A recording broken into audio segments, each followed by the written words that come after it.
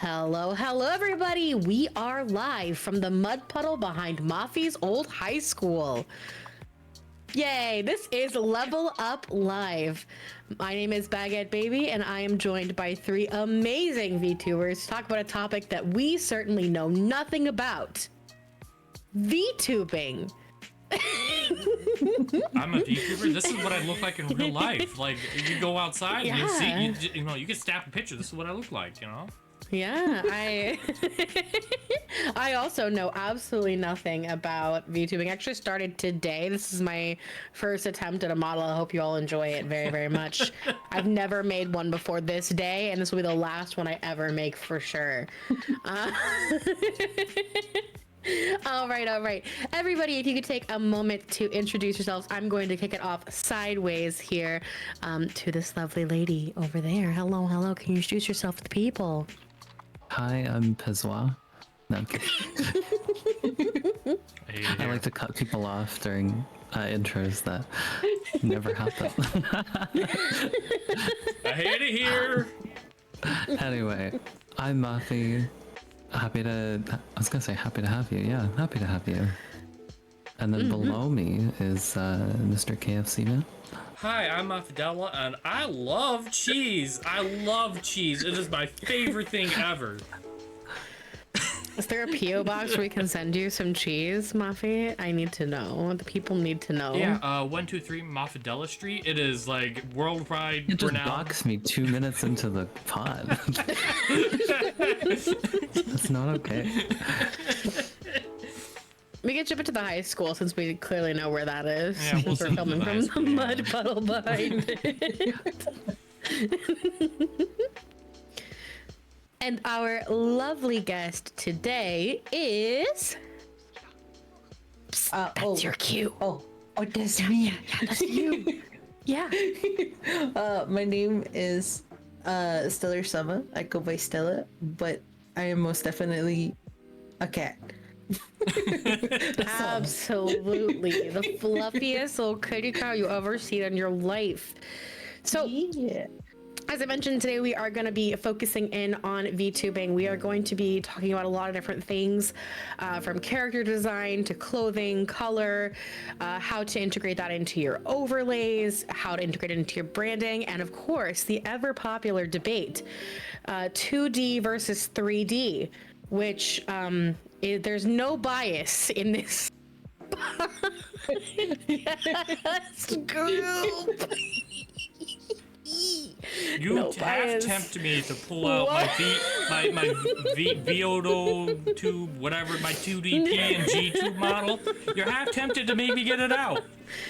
I'm ready, Paz. I think it would be great if your different iterations could make a wicked appearance on this podcast, just to show that we're not biased at all.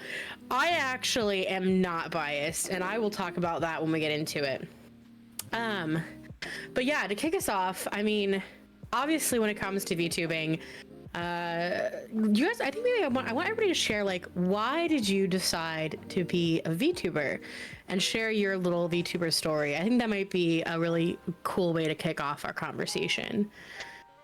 Stella, do you want to go ahead and start and tell the people, like, why VTubing? What drew you to it? What do you like about it? What do you not like about it? For me personally, I think the people who I originally saw doing this kind of stuff was, I don't know if you know Kizunai. I watched her stuff for the longest on YouTube, and then like I think slowly was introduced to like Iron Mouse and things like that. The reason I went with VTubing is because I wanted to start streaming, but I do feel like there's like a lack in not necessarily like connection to the person, but like depending on the type of games you play and things like that, where like you don't see the emotion or like the expression of what you're doing. You can hear it, but like I feel like people tend to connect more when they can like see how you're reacting to certain things, and that's how I ended up starting it, where like I had seen a lot of content like this, and I I researched it and I realized some of the things were like free and like I guess feasible where I'm like if I can make this work, because like there was also always the possibility of not being able to get all the programs to function and things like that. If I could get it to work, I will do it. Otherwise, I didn't know what I was gonna do, but I did end up learning how to do it, and that's how I ended up becoming a VTuber. Yeah, for sure. I mean, I think the importance of the face, right? Which we'll talk about that a little bit when it comes to the branding aspects later. It really does help draw a connection in with your audience more so than just raw gameplay, which is why a lot of popular creators, you do have the webcam or the VTuber model or the PNG tuber. There's something for people to connect with. Mafi, do you want to go ahead and share your story next? That's more so towards like just what got me into VTubing in general, yeah. Yeah. It's actually really funny that the day of this recording, I believe, is the return of the person that actually got me into it. Shout out Super Cat Punch, I guess. So I think I started actually face cam. I started with nothing, and then I eventually got a face cam. I'm like, okay, cool. And then I just started networking. I just started networking with different streamers and stuff, and wanted to see how they went about things. And one of those people, like how I network is I usually like search for like a game that I was playing, and then I found someone that was playing a game that I really like called Super Mario Sunshine. I think I did the same thing. No, wait. No, I didn't do that with Stella. But what's it called? I thought I did. They were a VTuber, and I'm like, oh, I feel like I've seen you guys around, like, but I don't really understand how it works, but it's really neat, and I think it's a great idea or like a cool idea to have like an OC that you can kind of breathe life into, and I'm like, oh, that's cool, I want that. So I started off like, I think Super Cat Punch was really like helpful towards like, you know, guiding me towards like Vroid initially, and like, oh, this is how I like do this sort of thing. They didn't show me like the super ins and outs, but just that it was like a resource that was available sort of thing. And I initially got it commissioned, and I will say the person kind of did a horrible job, but eventually my VTuber just kept evolving, and I'm kind of grateful for it, because I realized that with webcamming, I found that I would stare at myself a lot just to see what I'm doing, like visually, like with my like expressions and stuff. It almost left me a little paranoid. But when you have like the VTuber kind of mask, it's kind of nice to just do whatever. Like there's no really sense of embarrassment that you try to look after yourself for, I guess. So it helped me with that, and I could focus on, you know, delivering content rather than being paranoid about how I looked. And yeah. Paz, you and I have similar stories, I think. So I am excited to hear your most recent telling of it. So I originally started watching streamers, and the streamers that I'd watch is VTubers. Just because like I like anime, it's very anime themed for VTubing. Not to say that all VTubers have to have a theme of anime, but like generally a lot of it is. And it's just like, that's kind of neat. And one of the VTubers that like the early days when I, you know, started watching streaming, Zentrea, and like all of her content, at least early days, I don't know about now because I really haven't watched her as of recently, but like super highly interactive. Like there's always something going on, and like watching like the VTube models, like the 3D ones, like where they can move the arms and correspondence to their arms actually moving. That's kind of like, it's like, that's neat. I want to emulate that. And that's kind of like how my progress becoming a VTuber kind of went, is like I just wanted to have all that interactivity. And there is a lot of it you can do with like actual webcam, and there's nothing wrong with that. But like I feel like you can get away with a lot more with a VTube model, Like you can swap clothes on the fly, for example. Or you can have yourself thrown across the screen and don't worry about actually breaking a real life bone. Like, there's so much more you can do with VTubing, and that's kind of general progress that I got introduced into it. In fact, I was so, I guess not really intrigued, but like I was so into trying to figure out how I want to go about it. Like, I actually took the time to learn how to make a 2D model, rig it, and put that on screen and use it. It was very rudimentary, and then I did the same thing for the 3D model, and then I kind of compared like which one do I want to go, and then did the research, and kind of that's like this is the direction that I ended up falling to me right here right now. What about you, Bag? I'm so sad you didn't mention Girl DM because I feel like we have her in common from our early days. Yes, she was also a very big component too. Yeah. So I am super late to the gaming world in general. I didn't get a PC until like 2021. Before that had really only played like Nintendo DS, Nintendo Switch, and I had never there were a lot of games that I hadn't played. And so as I was getting into PC gaming and catching up on some really classic titles, I found myself wanting to have someone to talk to about the things that I was like playing. And I'm the same way with like movies. Like I wish that freaking Netflix would just become Reddit, where you could or like YouTube, like there was a comment section, because I just would love for there to be comment sections to like interact with on everything I do or watch.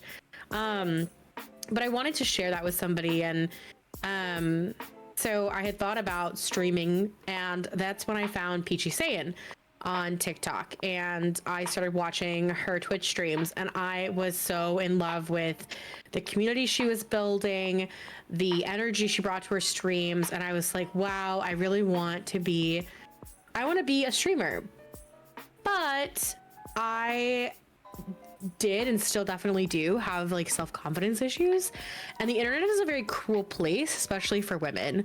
There is a lot of people who will say very nasty things to you, and I just was kind of like, I don't even care. Like, even if you're beautiful or gorgeous or like the most handsome person ever, like somebody on the internet will have something to say about you. And I was like, I don't really want to deal with that though. Like, I would love to just go be myself and not be worried about some troll coming in and like managing to scoop up my insecurity of the week and put it on display for everyone to see in my chat. Plus, of course, like anonymity, very important for me. I don't really, I have no interest in being somebody that gets recognized in public. Like, that would be annoying to me.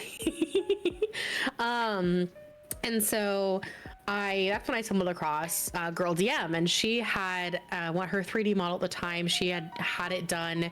It was her model that the art gun had done for her in custom in Blender. And I just remember thinking that it was so crazy expressive, because that was my number one thing of like, I did want to like still emote. I'm a very like expressive, emotive person, but I had not seen a model that was that expressive in like my time looking at like VTubers. Don't ask me how. I guess I had not seen very many VTubers, but I was really impressed with her model. And so she had a series of videos back in 2020, 2021, where she talked about the basics of like Luppet and setting things up, and how there's all these other tools and the iPhone tracking, and how the iPhone tracking was just so good for making your model very expressive.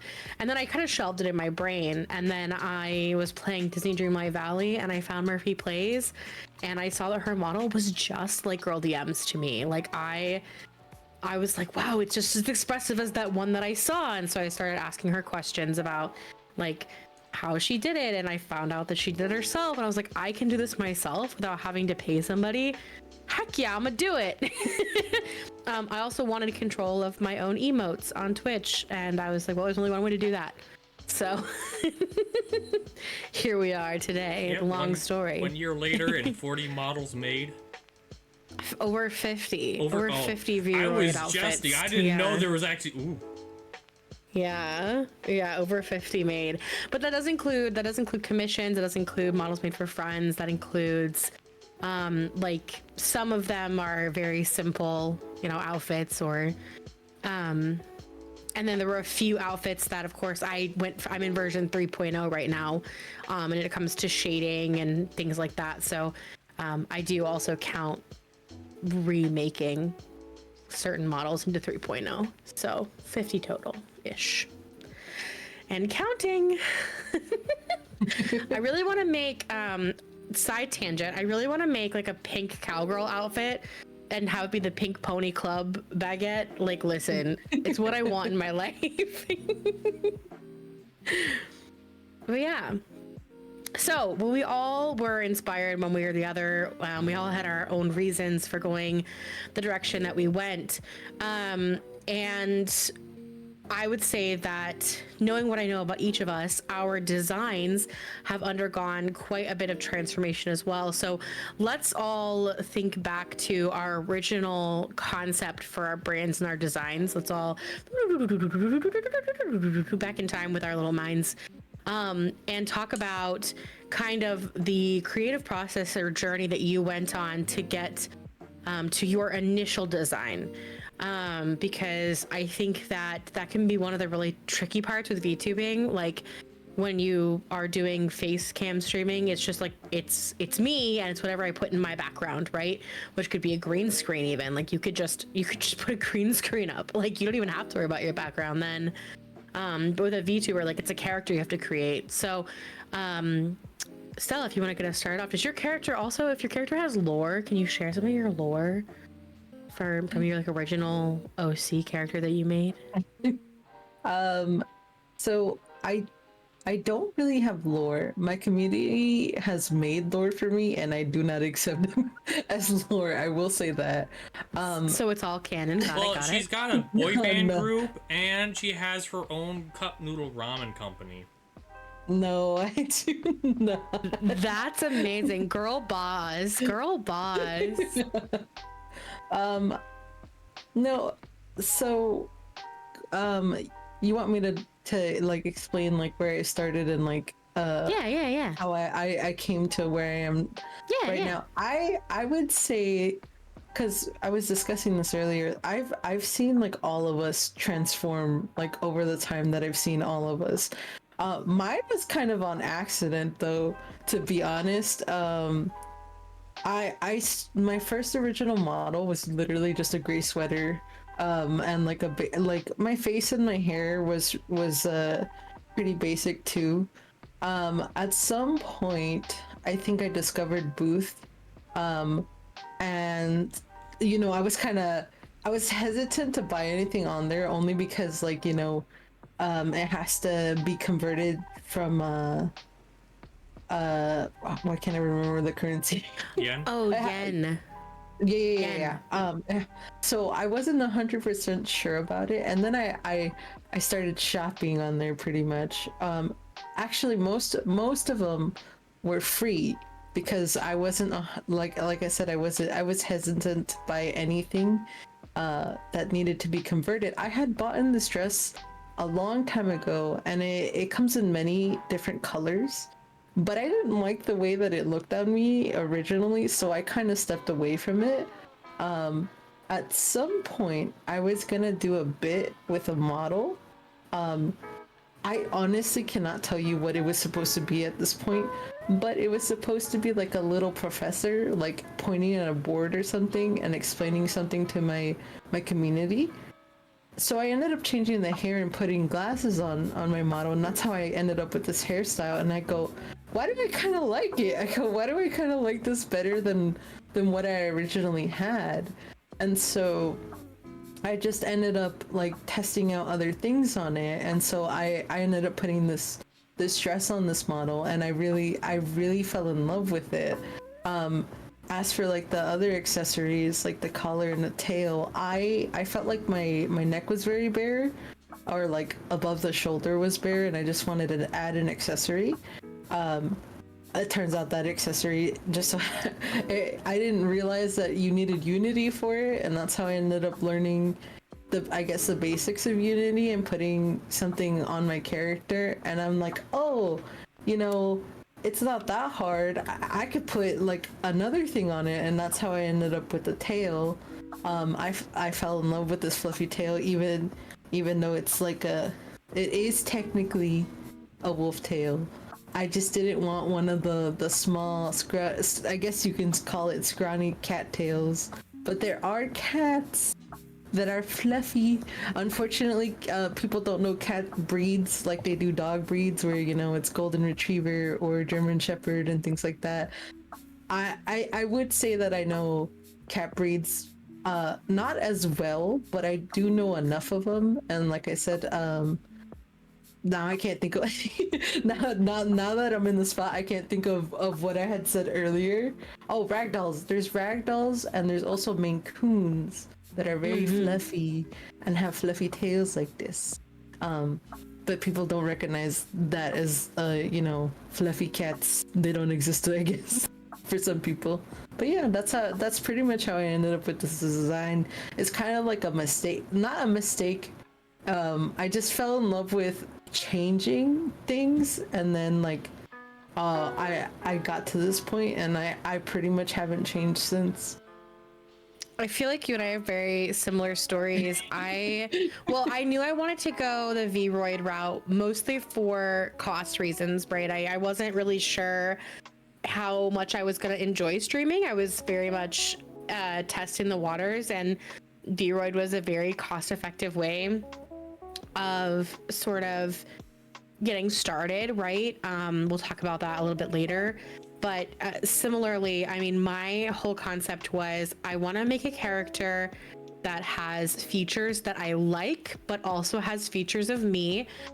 So like, for example, I have naturally like green hazel eyes in real life. So my character originally had like seafoam green eyes. So I was like, it's like what I have, but better. And then the glasses are very true to life. The hair for me was a big thing. My hair has changed significantly since the beginning. I remember I wanted to have, I didn't want white hair or like, I wanted a warm tone hair, but I didn't want to be like red hair, but I didn't want pink, which is funny because you look at me now and you're like, but Baguette, you have pink hair. No, we'll talk about that in a second too.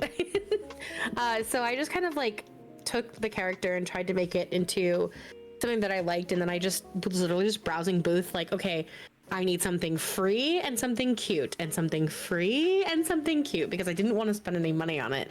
I was so nervous that I was gonna like buy the wrong thing or buy something that I couldn't end up using and like waste a bunch of money on it. And the yen felt kind of sketchy because I'd only ever just heard like people say, oh, it's booth, and I'm like, am I on the right site? Am I gonna get scammed? Is my credit card gonna get stolen? I don't know what's going on. But yeah, I feel like we have very similar journeys, and I found a different blue plaid dress. I will say the hat, I want to talk about my hat for a second, because my original concept when I talked to Murph, I was like, I really want her to wear a beret, because I definitely, from my username, knew that she was going to be somewhat French aesthetic aligned, just from the branding that I had in place with my Twitch account as a viewer. And Murph was like, hats are weird. You might not be able to have a hat right off the gate. You need to maybe learn other things first. And I was like, ugh, okay, fine. So she didn't have a hat to start. But yeah, I just sort of threw it together, and I thought that the hair and the dress, like, they complemented each other, and then I just kind of went from there. My character also has no lore except for what my chat assigns me. Same, don't worry. It's more fun that way, I find, because I don't think I could take myself too seriously. Like, all power to people who want to have like incredibly extensive lore for their characters, Paz, but I don't think I could do that. Like, I just break character too much. Like, there's no way. Speaking of Paz, Yeah. tell us about your character design arc. It's pretty much my D&D character personified, to be 100% honest. The name included everything, start to finish. Unironically though, when I did start, I was going to originally be an orc. That didn't pan out. Long story short, when you're making an investment, make sure that you're making a good investment, because otherwise you'll be putting money down the drain. True story. But that being said, so yeah, my lore is my D&D character. Honestly, I would love to do, I forget the third term, but where they do like ciphers and all that, where ARG, I think that's what it's called, ARGs. I want to do an ARG for my lore. I'd love to do that. I think that'd be like funny and fun for my viewers. But for those that don't know, an ARG is basically just a puzzle game essentially, but it revolves around like different mediums. So like, for example, one part of the puzzle could be on Twitter, one part of the puzzle could be on YouTube, and you kind of got to figure out, like, okay, so this is a link that goes over to here. It's a whole thing, but a lot of people seem to enjoy it, and I think it'd be a lot of fun to make it, for it to explicitly explain the lore of my character, but the general gist... My favorite Paz ARG is when he put random numbers and letters on Twitter, so that we could get Markiplier to call him ugly. That's my favorite. So that was the testing the waters to see how the community would respond and figure it out. And I think they passed the test. I don't know how they did it, but good for them, honestly. I just went to Cloud because Cloud's not on any social media, so I was like finding it all, but he was the one actually translating it. What about you, Mafi? Okay, Mafi. I was actually, wait, yeah, I'm good. I was like, is my mic picking up? I was looking through some of my older stuff through a timeline that I built up at some point, where I'm like, oh, the Mafidella like timeline and such. And the first thing I actually did was just get a commission. I think it was just like for a Facebook profile picture or something. And I was just like, oh, it would be really cool if you could design me as, I really like the Pokemon Black 2 and White 2 protagonists. And at the time I identified as male. And I really like that like character design, and I'm like, here's a picture of me IRL, here's a picture of this character, can you literally use this color palette that I also give you and make an OC for me? And then the person did it, made it as like a profile pic, and then from there,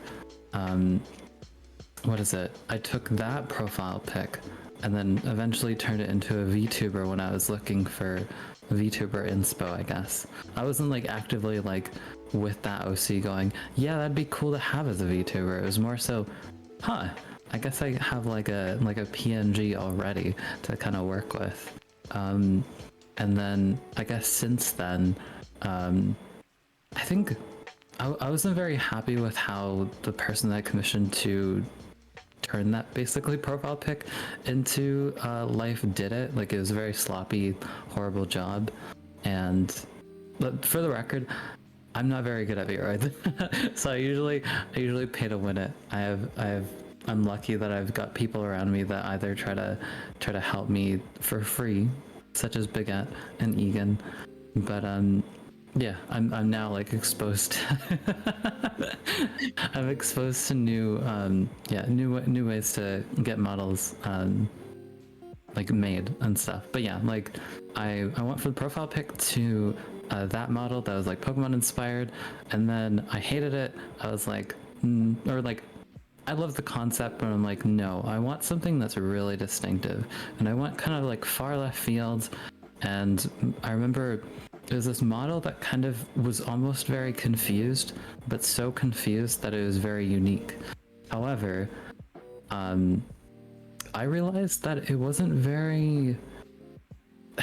at some point it didn't really feel like me anymore, and plus there were certain features that I wanted on it that I wanted to desperately change. and one of them was the hair, and it wasn't the hair that I have right now, but it was like this intermediary now, but it was this really floofy hair, and there's like this hair texture that I think, like, I don't even know how Wicker did it, but that was like that was one of a kind. I love the floof era. The floof era was good. Yeah. I did enjoy the floof era, okay? Honestly, I also really, I think the reason I liked the hair on that model was because it was so different from anything I had ever seen before, if that makes sense. I liked it personally. No, I loved it.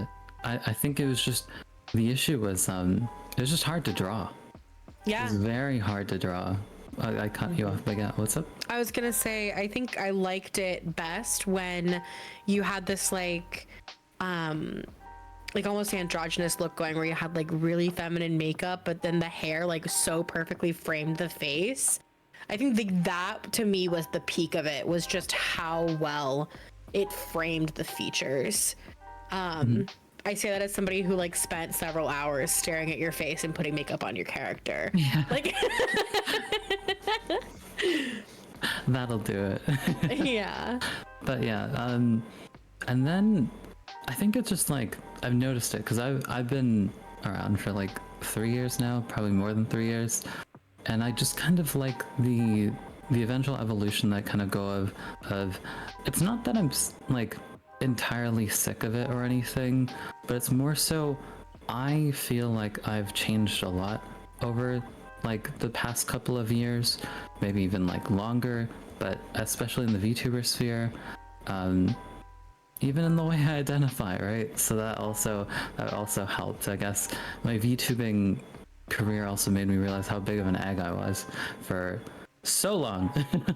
But like yeah, it eventually came to this, and I think Egan just wanted to give it like a crack on, I really want to try making you something, and with additional help from Bag, we were able to have what we have now, and I love this one so much, and she's beautiful, and She's very good. and I think the most important part is it finally kind of matched with, there was a little bit where I was like, oh, Space Queen. Doesn't look like a queen though. I'm just kind of going with the label. And it's funny because we were talking about lore earlier. I think I'm the only one that's cemented lore at the moment. I was gonna say, you have like actual lore, yeah. Yeah. It was just something that I kind of like one time. I don't even know if that's a word, but I wrote up one time and I was like, yeah, that'll do. And there's even like connecting lore to like the channel points and stuff like that, like why like my civilians, I guess, taught me with cheese tax or something like that. It's interesting. It's stuff you can find in the about, but like for people that just kind of want to like wander on like pages and stuff and have a look, but it's not something that dictates how I carry myself. It's just more, I just kind of like the aesthetic. I try to go for more cleaner things. That's why like my background's more so just very simple, but I'm like, I kind of like that. But eventually I would like to, you know, I look at Bag with her bakery, Stella in the middle of New York, and Paz in a tavern. And just like go, one day. But I'm fine with the branding decisions that I've made, and they're starting to align more. It's funny that, yeah, you guys are talking also about purchases and stuff, and one of the purchases I'm trying to keep in mind at the moment is whether or not I want to go all out with a space theme purchase to align with your VTuber model. So that's something that I feel like when finances allow, that's something you can go explore. But yeah, get your VTuber stuff sorted first, and then, you know, you can evolve everything around you bit by bit, you know? Yeah, 100%. Absolutely. Yeah. Yeah. I rambled So- for a while. Oh, it's good. It's good. So, I want to continue the conversation rolling about design, because I think design is so important. It's really the foundation, whether you choose 2D or 3D, whether, you know, no matter whether you have lore or not, like your VTuber design is going to be the foundation of any branding you do. It's going to be how you gain recognition. It's going to be how people recognize you and your brand. It could inform your content as well. I mean, there's definitely aspects to that as well. So I want to focus on our designs. I want each of us to pick an element of your VTuber design that you think is the most iconic, or something that can be the most visible or memorable, and then I want you to say what your favorite element of your design is. And I'll go first. I think that my most recognizable element of my design is actually my hair color. I feel like I know that it just looks pink, but to me it's not. And I have broken down the naysayers, many of them who have been like, you just have pink hair. I'm like, no, I don't. No, I don't. No, I don't. Naysayers? You mean us? There's exactly, all of you. But I think that when if you actually take the hair and you, like, if you were to strip my hair down to just its shape and its color, I think that you would recognize it as being different than a lot of different like pink hair VTubers, and that's on purpose. I designed it to have the ombre. I designed it to have the highlight running through it, for it to be this kind of like peachy pink instead of like a bubblegum pink. So I think that's probably it. In terms of my favorite element, is kind of, it's gonna be kind of weird. It's my eyelashes. I really like my eyelashes. I didn't have these lashes on my original model, and boy, howdy, did she look like a baby. And so I really like how they have added a little bit of life to the eyes, because I love my eyes as well in general. Stella. Hold on, what are the two things again? Just like your most recognizable element on your model, and then your favorite element on your model. I think they're kind of the same personally. Well, actually, no. Like, Totally fine if they are. Yeah. I would say that, like, well, the cat ears are probably the most recognizable to me, and the tail is my favorite part. It just like adds to the model, and like once I got it on there, and like I absolutely fell in love with it. I know it's kind of weird to say that about, you know, something like that, but that's one of my favorite parts of my model. Paz. Well, first, before we jump into this, I want to put a pin in this and make sure that we round back to it when we talk about design philosophies. But there is a really good thing, like when you like describe your character, your model, that you use. There's a whole like I don't want to use a term mathematical equation, but like if you were to kind of just give it a term, it's equivalent to that, where it's just like this plus this plus this plus this equals the model. But to answer the question now, the most distinguishable part of my model would definitely have to be the mustache. I get called out for it all the time. And it's funny because like the first iteration is just like, I had to work with my limited knowledge. I'm like, it works, but boy does it not look good. And then we came to eventually this one, and even this version I'm not 100% with. I want to fix the lower portion of the goatee part of it, but the problem with how VRoid does its hair textures, I've tried for hours to try to get it to work, but this is the best that I could come up with. Maybe some point I'll go back and revisit it with newer knowledge on the VRoid, but at the moment this is what we got. As for like my favorite aspects of it, is in the whole overall arcing theme is the more fantasy aesthetics of the model.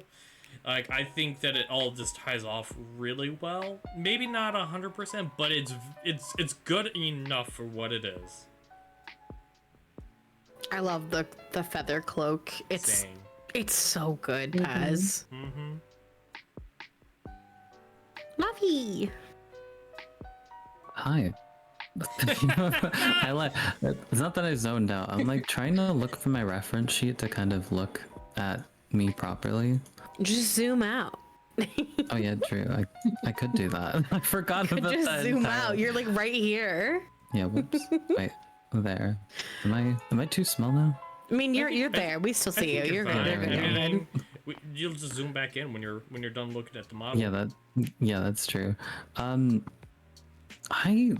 I really can't tell at this stage. I feel like, probably because, so I've debuted this like around like March, April time, but that was around the time that I started to be. I used to go from like 3 to 4 streams a week to like whatever it is now. So like nothing's really felt like it was like a big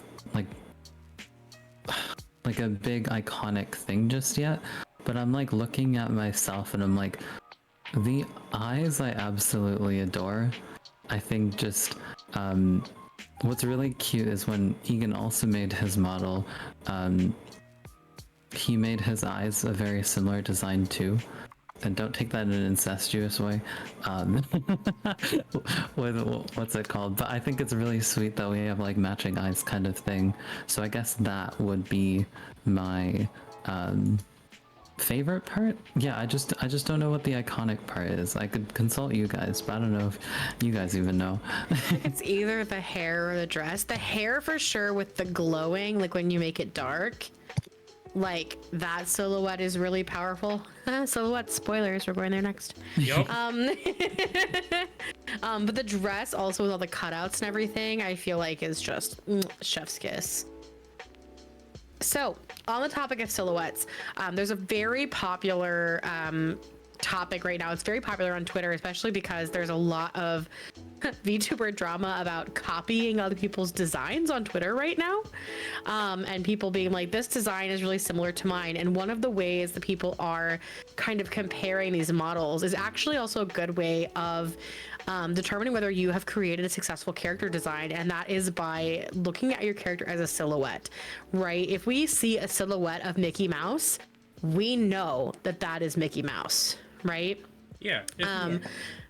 So like thinking of iconic characters through the ages and how distinct their silhouettes are, that can be one really good way of knowing if you've created a unique or if you've created a powerful or recognizable design. If I may, I do want to add a little bit of I guess a side tangent here in regards to the whole copying drama, whatever you want to call that aspects of it. Is like, I want everybody to know that's watching right now, like, it's perfectly all right to draw inspiration, but definitely do, because like you can't own like an idea per se, like or a color scheme. But I will say, like, even though you can't own it, like, that's not how public perception works. My recommendation is do everything within your power to definitely make it your own, because like it's not fun to be in that kind of a scenario, even when like you definitely didn't do what, like, during the design process to copy someone else's design. You were just doing your own thing, and it just so happened that it's very similar to someone else. So I would just say, make sure to do everything within your power to make it as much to you as you possibly can, to save yourself the potential hassle in the future of these kind of situations. And remember also, like, especially I think in the live 2D space, the copying argument can be a little bit more, it's a little bit easier to tell in a way. Obviously, if something's just generic, right? Like a schoolgirl length skirt, like a sailor skirt is a sailor skirt, right? Anyone could wear that. But like if you have the exact same like ruffles or bows or something else as somebody else, and if you put those two skirts up to each other and they look, you know, the silhouettes could basically line up.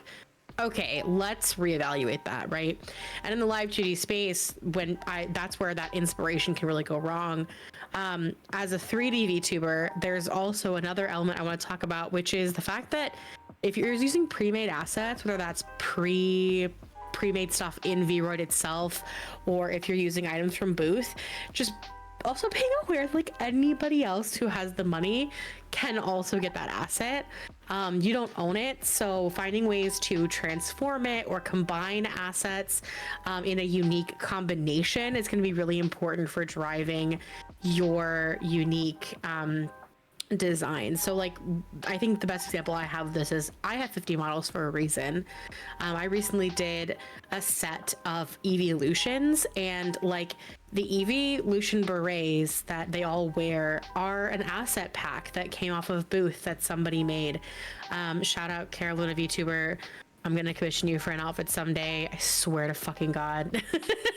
You make such good stuff.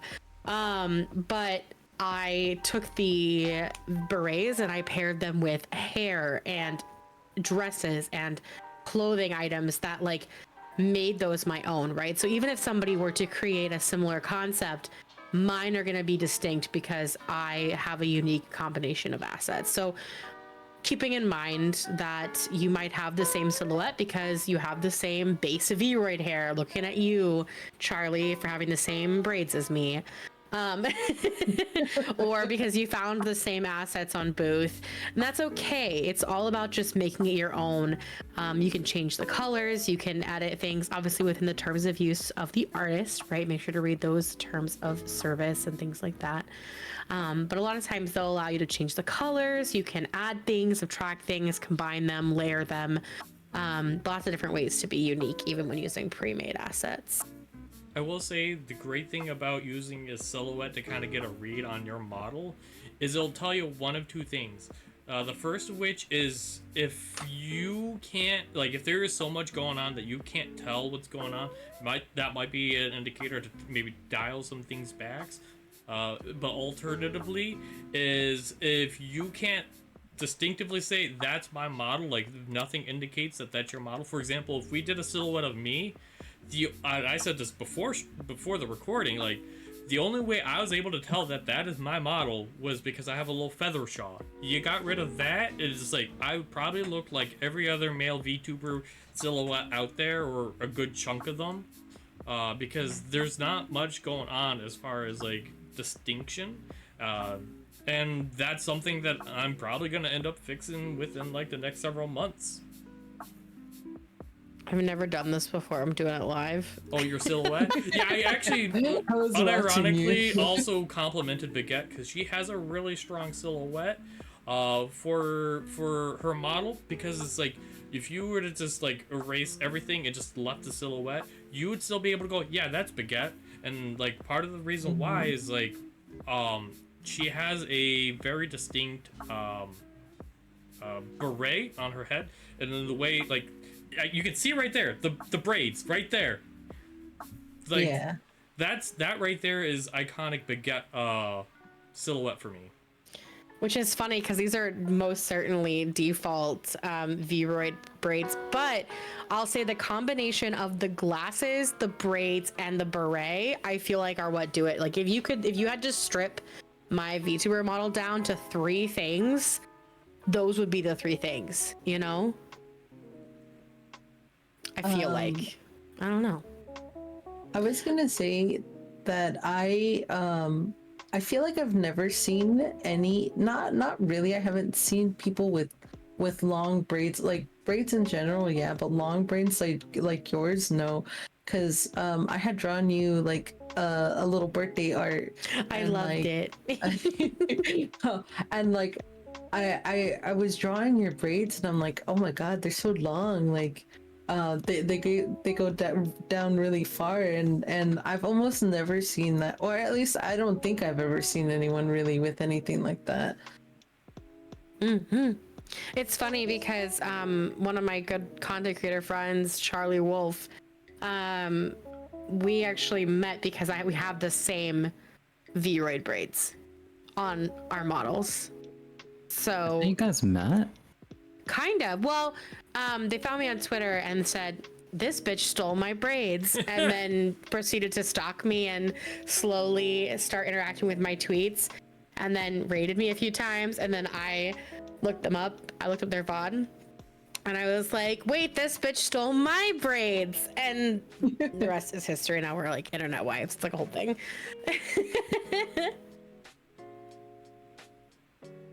But yeah. I will Okay. I will say Yeah, go ahead. one thing in regards to like the whole like, hey, do I need to make this more complex? Do I need to simplify? Like, I do want to say there is no right and wrong. It's really at the end of the day like how simple you make your model or how complex you make your model really boils down to how all the elements are combined. So if you want to go for a very simple style, I'm trying to think. There's a VTuber that does the rubber hose animation style. That is her style. I think it's potion something. I can't recall. It's gonna bug me. Pumpkin potion? Yeah, I think that's her. She has a very simplistic design, but with the way all the elements combine, it makes her model very distinct, very memorable, and a very solid, well-rounded, well-designed model. Versus like, Oh yeah, I love her model. versus like if you have something with a lot of elements going on, and I'm trying to think, Zentrey is a good example. There's a lot going Iron on. Mouse. Iron Mouse, yes, there's a lot going on, but like it doesn't look bad. It's a good model, but like at the same time, Yeah. like, both aspects are valid. It's just how the elements boil down to each other. So if you feel like you like the simplistic designs, don't feel obligated to add complexity to your model because that's what makes it look better. Like, both directions work well. It's just how you get it all implemented. Honestly, so iconic of Iron Mouse to trademark the colors pink and purple, and then just like the most maximalist lolly like fashion, like Lolita fashion. Like that. Like every time I see it, I look for that. I'm like, I don't actually watch Iron Mouse, and I've only seen her a handful of times actually in like the wilds of social media, but I follow a lot of artists, and so I see a lot of people who do fan art or like the artists that have put together her more recent models, and I can always tell when it's Iron Mouse because I'm like, oh, it's that pink and purple eclectic Lolita fashion. That's Iron Mouse. Like Gargura also right. has a really solid brand. You see the shark teeth and you Yeah. immediately go, that's Gargura.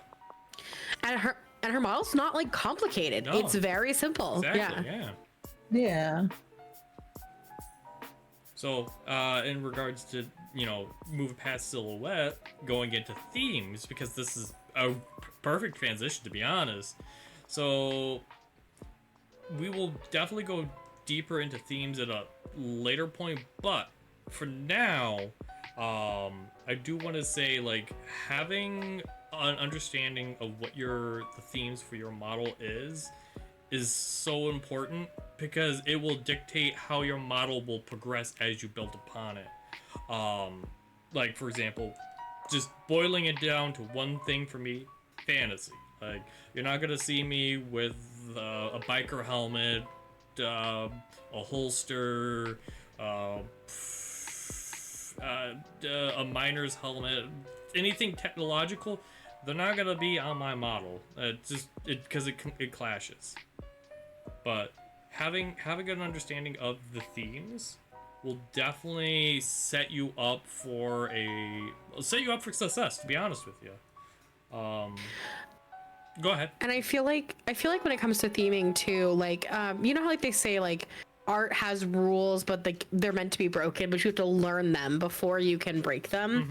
I feel like that very much applies to your VTuber design concept and your branding and your theming, because my first several models that I made were very similar. I kept similar hair, same color hair, and I always made sure that even if I did a more drastic hair change, that there was a braid involved. Like that was how I kept my theming of like, okay, like my character likes to braid her hair. So if I'm gonna go get a cool different hairstyle, let me make sure there's a braid on it. I was able to build my brand to the point that I can now deviate from that because it's still very much me, between the glasses, the way the makeup is on the model. the color of the hair. There's always something that ties it back to me. And I think that understanding kind of like what your theming is going to be is important, even if you do want to have a more eclectic brand like I have. Because I'm not a baker. I don't have a chef outfit. Wait, I do now. Technically, I have one chef hat that I found. I also want to preface the point. Everything that we are talking about on this episode, understand that as an indie VTuber, our resources are very limited. So we're not corporation VTubers, so we don't have the resources that they can pump into it. And technically, like the I guess critiques for like designing models are still technically valid. Do not take them to heart, because just simply put, like, we don't have $20,000-$30,000 to invest into like a like, I don't know, 5-star model. Like it just that's a lot of money. You are paying for essentially a car. Yeah, VTubing can be a very, very expensive hobby, and like the more frills and bells that you put on your VTuber, especially in the live 2D space, the more you're gonna have to pay to maintain those bells and whistles. So it can be really intimidating. Mm-hmm. But yeah, don't let it get you down, like thinking that you need to do all these things. You don't. Yeah, it'd be nice if we all did, but like, nobody expects you to. And if someone in the like streaming sphere expects you to, tell them to go kick rocks. Nobody just can willy-nilly throw like $80,000 for top line model with face tracking and all that. That's insane. Absolutely. I think along with theming comes the idea that you can have a branding that you could do, or it could go with your lore.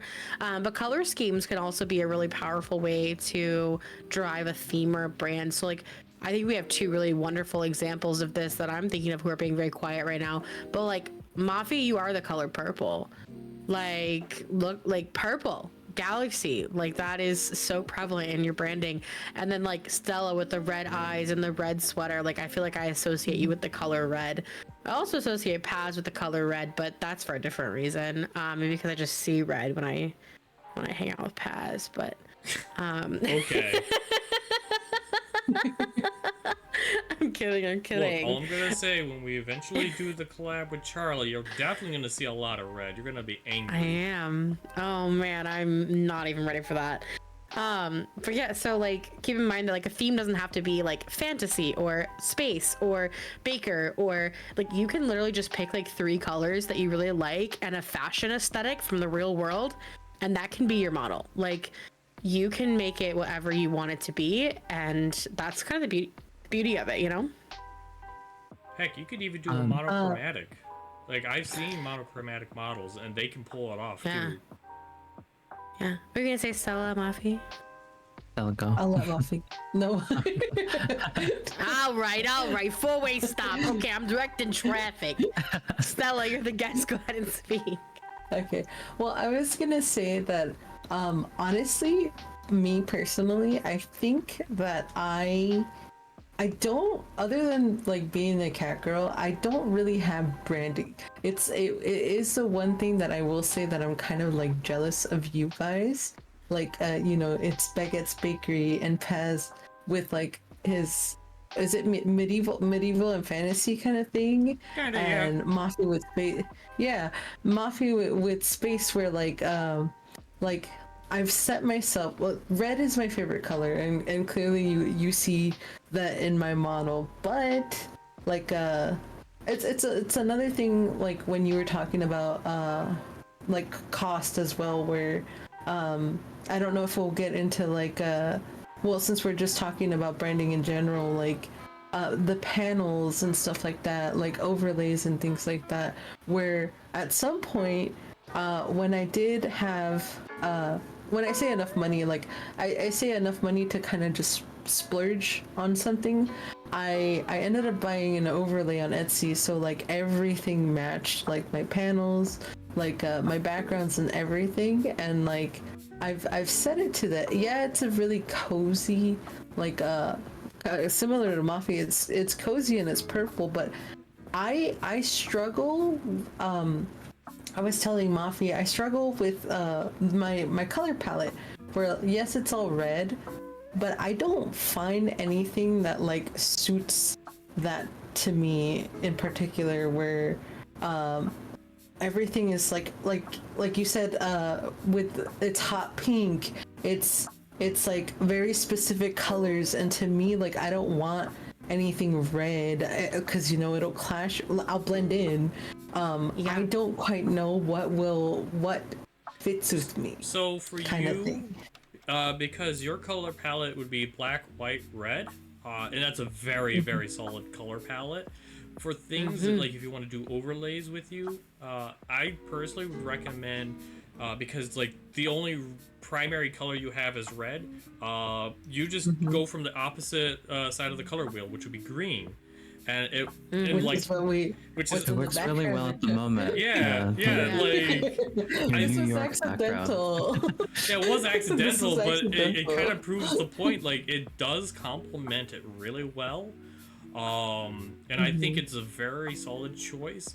And then you can even experiment with different, like, maybe you want to reduce the contrast of the green, make it a little more washed out so it doesn't seem as vibrant, or maybe it'll look better, more vibrant. Like, I think green would be very solid.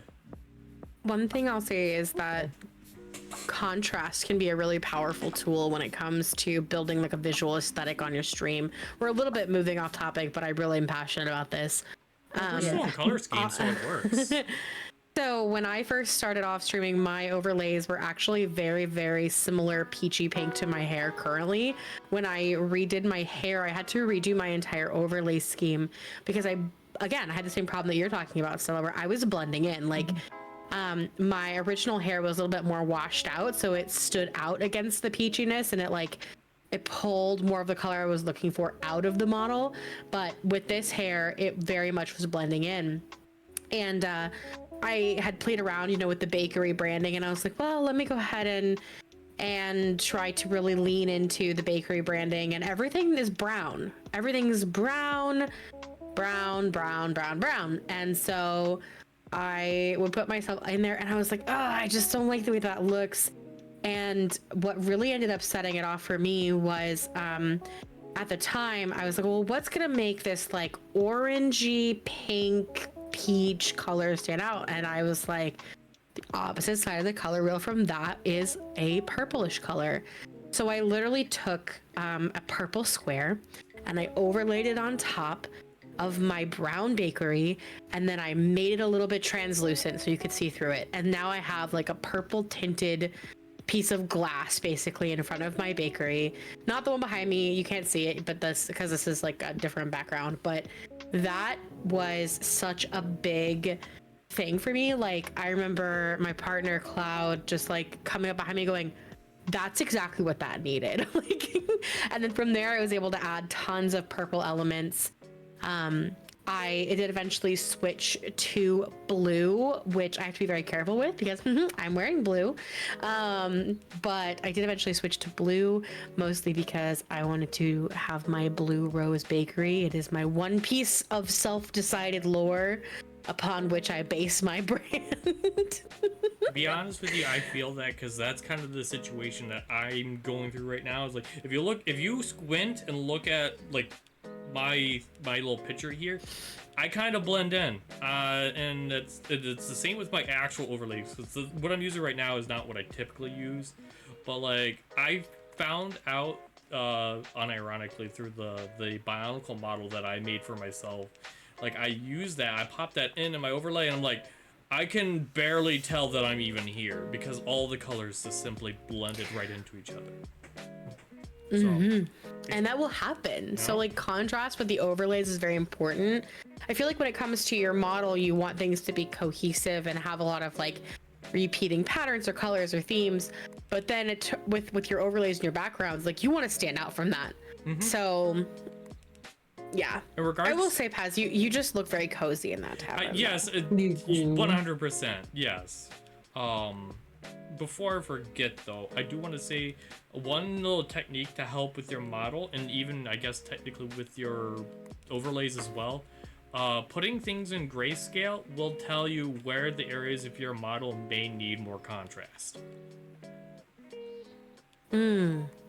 So if you're ever wondering like, hey, my model looks nice, but something just seems off, put it in grayscale. You should be able to tell whether or not you need to put more color into something. I don't have grayscale. But Hold on. You know what I can do for you? I think. No. I have something. I have this. I could throw a filter on you. No, hang on. I guess that works. I love doing this with my mod. hang on. This is a feature in VNyan that lets you like. There we go. There you go. Yeah. There we go. So like for your face, like that has perfect contrast, at least for my trained eye, I'm not really trained, but like, because like you could distinctly see the eyes, and eyes are probably one of the most important part of the model because it's the most reactive, the thing that draws people in. And then like the hat draws it how to put this? It's the opposite side of the thing to make it draw further in to the eyes. I guess, I don't know. I don't know how I'm explaining this. Well, like I was talking earlier how I love my eyelashes. If like imagine this without eyelashes, it would look weird as hell. They put like perfect contrast to the Oh my god. Having you back in color, it was so drastic of a change.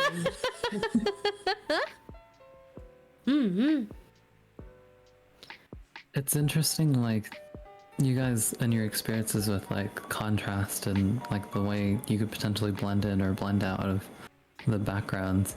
I feel like I have not a unique like problem, but it's like a problem that it's funny because like I'm like, damn, like a lot of the people that I like am friends with, I can't remember many that are like, what is it, that have brown skin.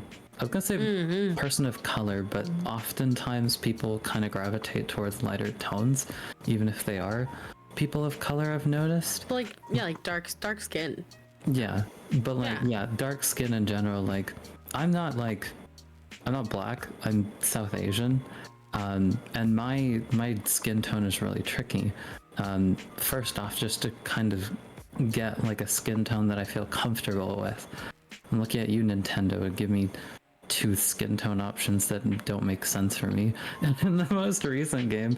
But yeah, like, first getting that sorted, like making sure that it kind of, the color translates well into how you want it to kind of appear with particular lighting.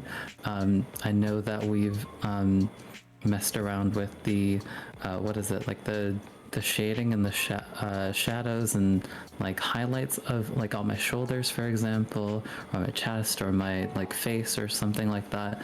And with that, on top of that, making sure that my that it shows like a hair color that works with it. Like I almost have an advantage compared to some skin types, I'd say, or skin colors, I guess, like in terms of I can pull off white hair really well. Yep. But maybe like a more brunette might blend into the whole thing too much, kind of thing. So I think it's like, it's not a unique problem, but it might be a problem that people that have similar skin tones to me or darker skin tones, you might be advised to almost try to go for like very bright colors, because that'll give you that kind of the contrast that you're looking for. That'll really make your model pop. I needed to make sure that although some of my model is like dark purple, that I still need to elevate it with some lighter shades like in certain like parts as well. My eyes are also a good example of like, I guess, trying to get that contrast going, because there's some, it's interesting because I also have some alternative outfits that you guys are actually going to see for the first time. Outfits, like models. So like, I think for this one, there was so to actually get like the eyes to make, what's it called? Her eyes are normally a lot lighter, but with the way that I've done my, I've gotten my eyes done here, I was like, I actually don't like it very light blue. It was almost like light blue, like the, what is it? Her headband, like her like bow tie and hairband. Was Aubrey from Memoria, by the way. But yeah, like for something like that, you have to keep that in mind. There's also, let me find, trying to find like a really good one that it like works best for. I think this one's very similar to the one that I have like for my like regular model. See, that's actually a really good, like I'm actually really glad that you brought up one of my what's it called, like aspects of my older model. That feels a little more nouveau as well. I don't know when you made that. I forget. This one, the Mafidella, this is like a older, I made this is one of the OG variations that I made where I cosplayed you. But I remember being so tripped up by the hair. Like I think I wanted to pull this up because I wanted to show like white hair is a choice. Yeah. And it doesn't work on everyone. Like I love your model clearly because I made this, but it's wow. It's very different, you know, like the difference, like look at the difference. When I was You even making, had to I mean, worry we're about twins, the backgrounds. when I was making my model, I originally went with a way lighter, more blonde, if that makes sense. But I had to go dirty blonde because like it was so hard to distinguish like facial hair. Like it would just blend right in, and it just made the model look weird. So I had to go much more brown tone of a blonde than like, the bright blonde. Oh, cat bag. Yeah, I decided to join Stella and be a cat. Since I was changing, you know. I love Cat Bag. She's like a monochromatic princess. I love her so much. Like she is pretty in pink. I think what's You just really gotta add the hat. Oh, sorry. Add the hat. Yeah, true. I don't know if this was intentional or not with the way Baguette's colored her hair, but it's interesting, like the top part of her hair, I feel like if she or like the shine, like the brighter like aspects of her hair, if that carried on throughout to like her hair on her shoulders, I feel like it wouldn't have worked as well. But the fact that she's brought the, I guess like the color darker, I feel like it works really well with the monochromatic kind of look now. Yeah, the texture was actually originally inverted, and so it was actually this darker color at the roots. If you ever get a chance to check out Kalani's stream when she is wearing her baguette model, she actually has an inverted texture of my hair on, so you can see what it looks like with the lighter color at the ends and the darker color at the roots. And so yeah, that was very intentional because it just brings out a little bit more contrast and lets me have the, like, I am a pink-haired VTuber. We stand pink-haired VTubers, but I feel like it makes it a little more unique because at first glance, like, you're like, oh yeah, it's pink, and then the longer you look at it, you're like, but not just pink. I do like the ombre in your hair. It's very nice. I think it does add texture to it as well. Princess Paz is gracing us with her presence. Wait, that's your real model, right? No. I hate it here. Yep. We're all princesses, and it's all Jafar's fault. And no one gets that reference. And if you do, please type in the comments. Haha, I get that reference. Please don't talk about tigers, though. No, no tigers. Don't talk about the tigers. But, oh man. So with this model here, I think one, it has a much stronger silhouette than my main model. So much stronger. I think the tiara definitely helps.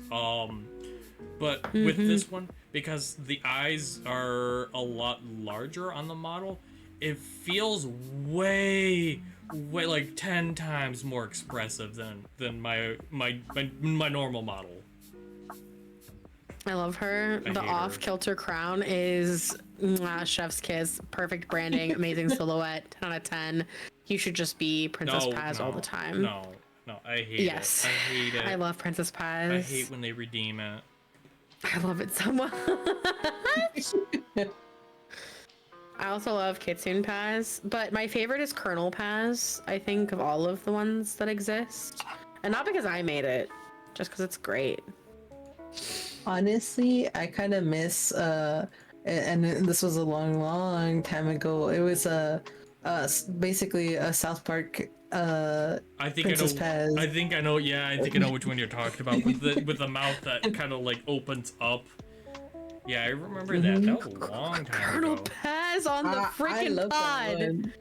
Oh my god. See, this is Why kind do, of this. why do you look like you're balding? Yeah, I was about to That's say this is impressive. the case in point with like your hair color. Like it kind of does need a contrast because like it will blend in. To be fair, you have like hella lighting effects, and if you didn't, you would look more normal. Hold on, we can turn off the yeah. lighting effects. Let's Hang see. on. Turn off and boom. Hang on. No let me lighting see you. effects. Yeah, you look fine, but you still look like kind of. Hang on, just give me a second. I don't know what you're Oh, doing. so sorry. and it scares I'm me. so sorry. Don't worry about it. All right. Anyway, we should move on to our next topic, which is to talk about design philosophy. Paz, do you want to go ahead and kick us off on that while I do my little thing that I'm doing? Thank you. I don't know. Again, that worries me just a bit that you're doing something off screen, and I don't know what it is because like if you're trying to redeem something, all my redeems are not gonna work. I'm just gonna tell you right now. Design philosophy. Hold on, let me open it up because I had minimized the PDF. Let's see. How long till you notice this chat? How long I have my till chat he open. notices his chat? I'm worried that I don't see any. How long till he notice? Oh, really? Oh. See, you look great. See, you have like this dark spot near the top of your head, and it's like for dimension. It's Yeah. What was the philosophy on that? Deciding why? Oh, I wonder, Baguette, you wanna inform us the design philosophy on that one? the philosophy was make the KFC man into the KFC man, and then make him twerk, and that's all you need to know about that. Paz, at least give you biceps. Like, look how buff you are. Come on. I will say that, so kind of returning back to silhouettes, if you want to make yourself more distinct, clothing and like your physique definitely can break up the silhouette and make you look more distinct. Just gonna say. Right, become myself again. This is so unacceptable. But as for design philosophies, I would honestly start, like, if you don't know where to begin, pick things and elements that complement yourself, whether it be like aesthetics and motifs. And there is a slight difference between aesthetics and motifs, which I'll go into in a bit. But like for me, big fan of D&D, big fan of RPGs. I grew up with them. I've played them forever. DM here, much Sag, but like it just like I had to be like I've said before earlier, is like my original design was gonna be an orc because like I be honest with you, I'm a kind of chaotic person at times, and well, it kind of fit, but I guess the stars didn't align, so we went with my Bart design. So, but moving on from that, kind of tying back to what I said before, where there's a mathematical kind of like philosophy. I didn't get this. I didn't come up with this. I'm gonna tag the person in the YouTube description. Squid. Hold on. It's squid something. Squidgy. Yeah, squidgy. I think that's how you pronounce it. New into the YouTubing sphere, as far as I could tell, but oh my lord, the wealth of information. Absolutely 11 out of 10 would recommend. So this is something that she took from another person but refined. And if you watch her video, she also credits the source for that person. So if you're curious, it's May something that she further refined.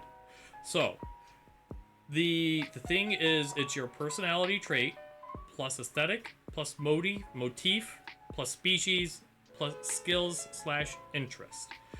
So using myself as an example, I would probably say, as for my personality trait, it'd be fool or foolish, because I am the fool. And I say that more not to be like a negative trait about myself, but more in the terms, like, if you look at like the traits of how a fool is, like, they're the comedic relief. That's kind of how I am. My aesthetic would be fantasy. Motif would be a bard. So kind of like it's got that elements of fantasy in it. Species human. Skills / interest would be, actually, you could probably toss bard onto skills and interest. Well, I don't perform music. I love talking about stories and stuff. But then as far as motif, you could probably find some way of incorporating owls into the motif. And a motif, to kind of help explain the difference between aesthetic and motif. Aesthetic is more like the vibe, where a motif is a repeating pattern. For me, the motif being like an owl or a bird, or more specifically feathers, is the repeating motif. Of course, I have the shawl, which is a bunch of feathers, but you can also further expand upon it into the mustache. It's like spread wings, and then if I had the money and time to develop it, I'd also love to have the shawl turn into a full-flowing cape that also would look like a spread wings from the back. But of course, Vroid, there are limitations of what I can accomplish, so I kind of have to work within my means. But that's kind of the thing. Now, I would like to kind of ask everybody here what your personality trait, aesthetic, motif, species, and skill / interest would be. Will you type that in the built-in chat? was gonna say. Yeah. Like, really bad? because my species right now is goldfish brain. Let's see, copy, and then we go over to here and paste. There you go. Okay, personality trait plus aesthetic plus motif plus species plus, okay. So I feel like personality trait would be like bubbly, high energy, maybe would be like a thing for me. Aesthetic would be French / cosplay / whatever I want it to be today. Motif would be bread. Species, TBD. Human, I think. And then like my skills and interests, I speak French and I like cosplay and dressing up and fashion and makeup and things, and also dying in Elden Ring. So, you know, there you go. So that sums everything up. So I want to use the example that Squeegee used for skills and interests. Onigiri is a phenomenal example of this.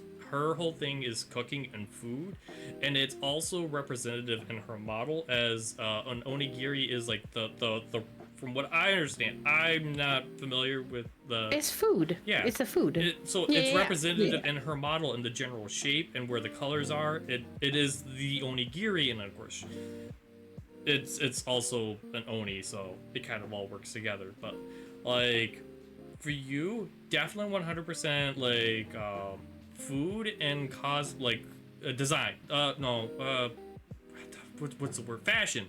Fashion. Food and I fashion. get fashionista from her mama Yes. right now. Yes. Yeah. Yes, 100%. Fashion. Listen, Parisian women know how to dress. That's all I'm gonna say. Parisienne, I'm looking at you. I don't know who you're looking at, but sure. The Parisienne. I don't speak the French. I don't know. you That practicing Duolingo on French or stream? Death stream tells me otherwise, Paz. I think you speak a little bit of French. Mange un orange. I don't know. Can that be our outro? Okay. And Mange remember, un mange une orange.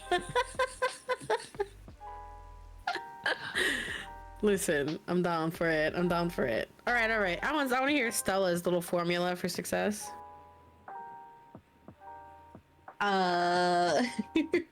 It's like as you were talking about it, I was thinking about it, and it just like the little cogwheels in my brain were not because like I said before, I feel like I just don't have as much to me personally as you guys do.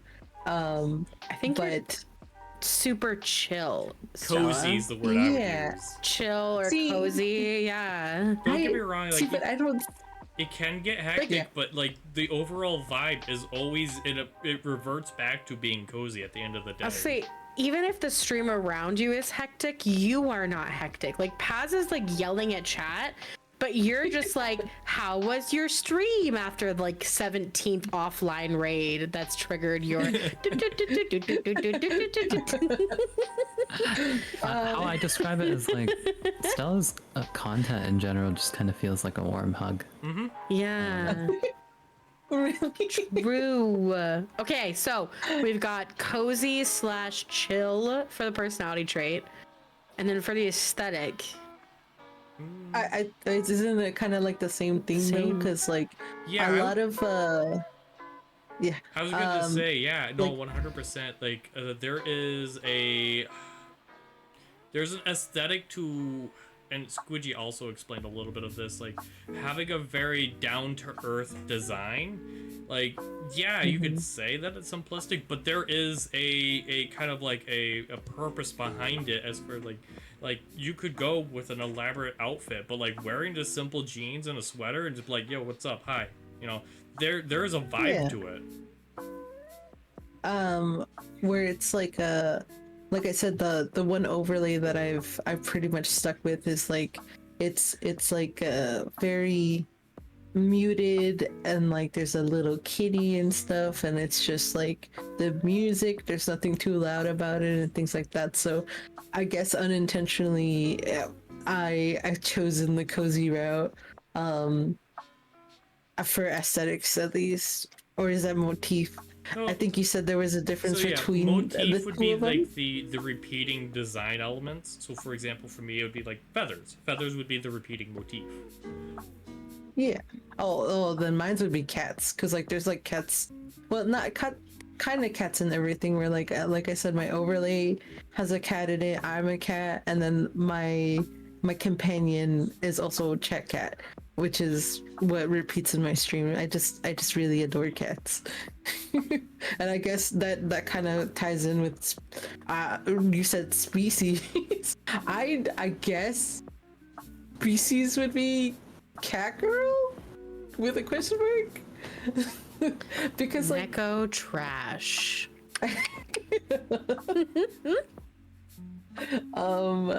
yeah, because like you know what I realized too, because with you saying species is like I feel like 2D models have more of an advantage of being different things where we kind of don't, other than like ears in a sense with the programs that we use, where like I guess like the only things I've seen Vroid do is like cat ears and like and bunny ears actually. But as of have you recently. seen furries, Stella? Like, come on.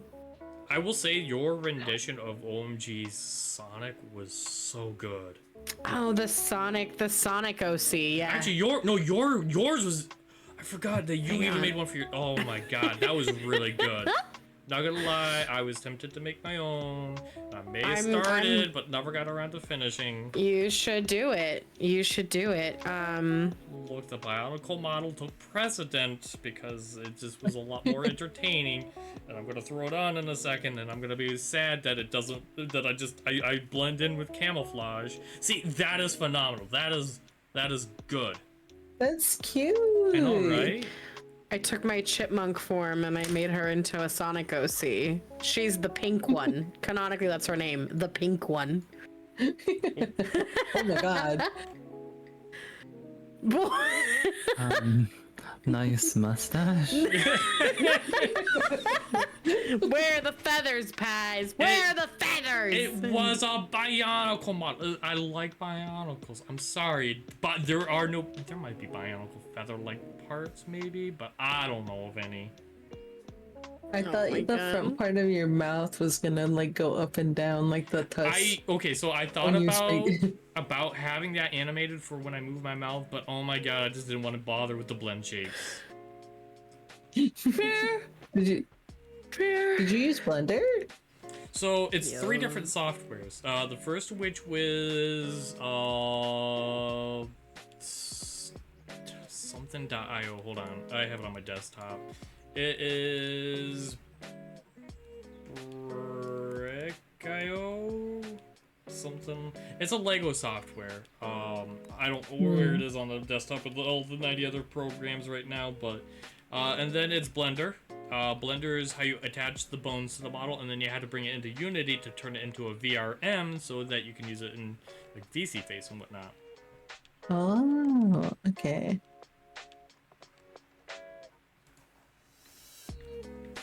This would be the one thing where like you do kind of blend in with the background. Yeah, though. no. Like I was saying, this model needs a rework on its own colors.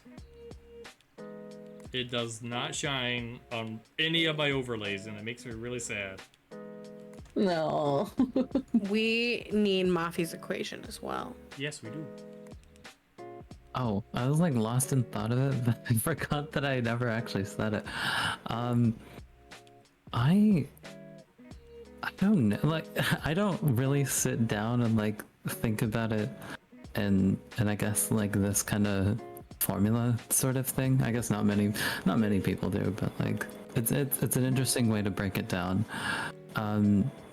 God, because like a lot of people kind of get like calm, relaxed kind of vibe from me, but I could probably add almost like a composed kind of person.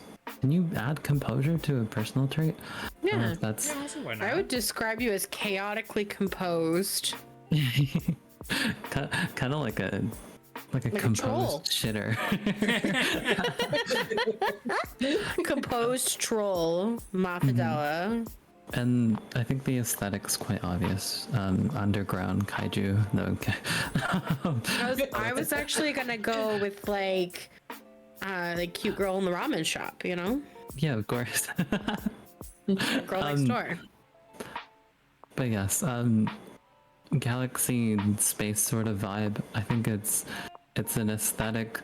Like it was literally just an aesthetic choice that I just really adored, and almost that I couldn't almost like get rid of. I'm like I'm just obsessed with how this kind of looks, even though I have like I don't even know what kind of this background's kind of inspired by Persona 3 Reload in terms of like the final smashes kind of things, hence the like final smash, like the final, what is it, like their all out attack kind of like thing, and I've like frame my branding around that, but it's loosely tied with the star thing for now, and then I'm looking for other, like, I guess, like, I don't know if I should get it commissioned or whatever, but I want to eventually get something more proper to align with my model.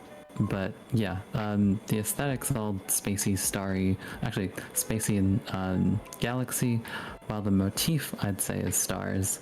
Not only in my background, but on my dress I have it, and in my eyes. I can probably zoom out again, but there's like little bits of like white which you can see, and yeah, that's probably the stars. Probably the stars. They are like the stars are my motifs. Species. It's interesting because I'm like, I automatically went to human, but I realized with my lore I'm actually more so alien-esque. So, not the alien definition that you probably think of, where everything is a green blob that looks disgusting and get away from me, but you know, more so like the actual, probably real alien definition of they look I exactly imagine like they don't. There's gonna be a chest burster coming out at some point. It just has to be.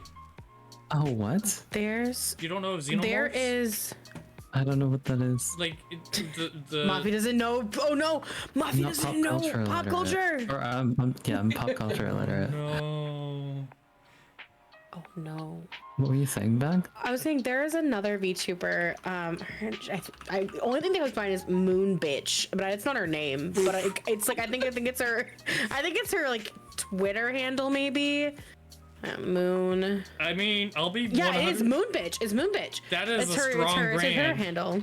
That is a And strong. her official lore is that she is a shape-shifting alien, and that her human form is just what it looks like when like the alien puts on a perception filter, but like underneath she has like an actual alien form. And I am gonna send you the tweet, Mafi, because like to me that's kind of, I don't know, like when I saw her lore I was like, oh, it's Mafi, you know? Like, I guess like what's fitting is I caught up to Dandadan within like 2 days.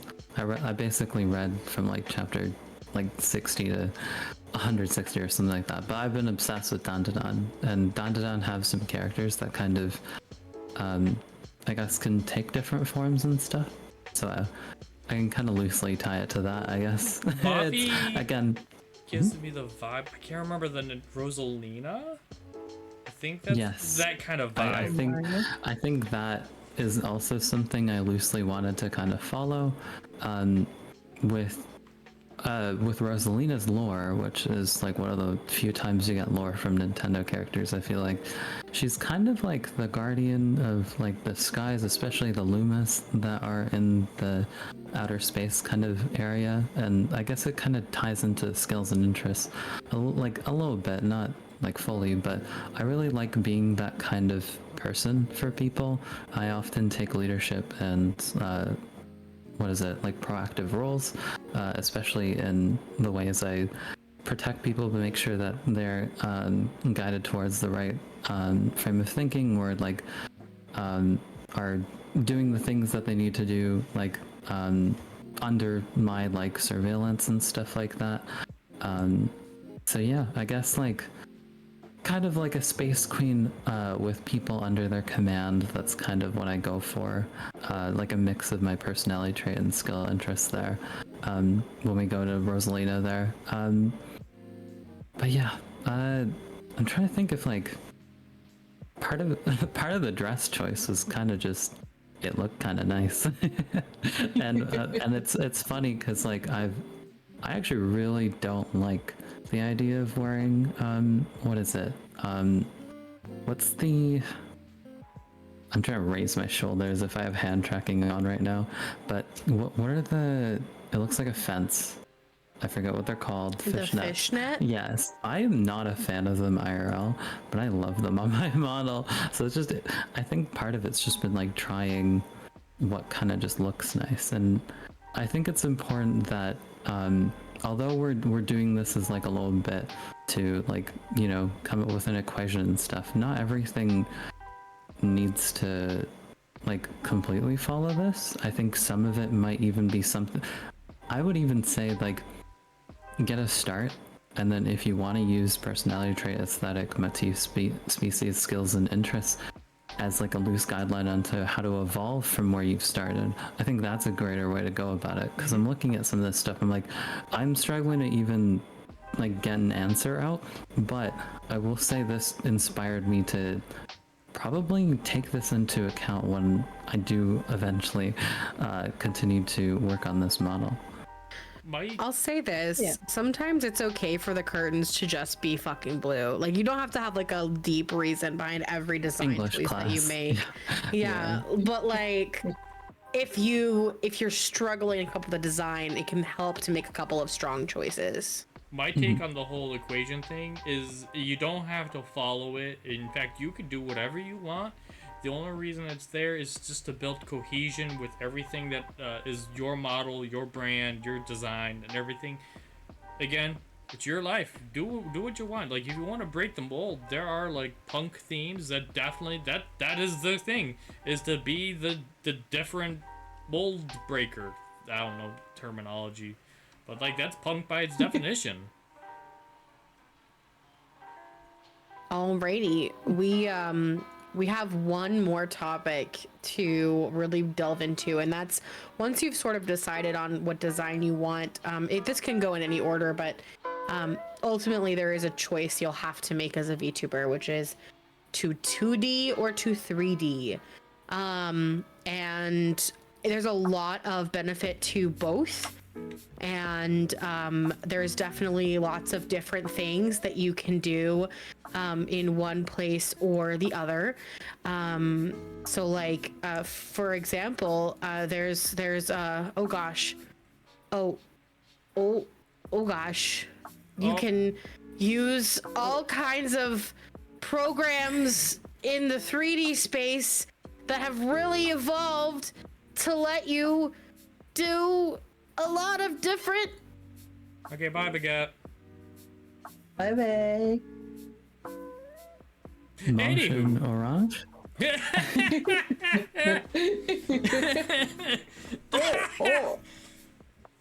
Oh, 10 out of 10. Would recommend.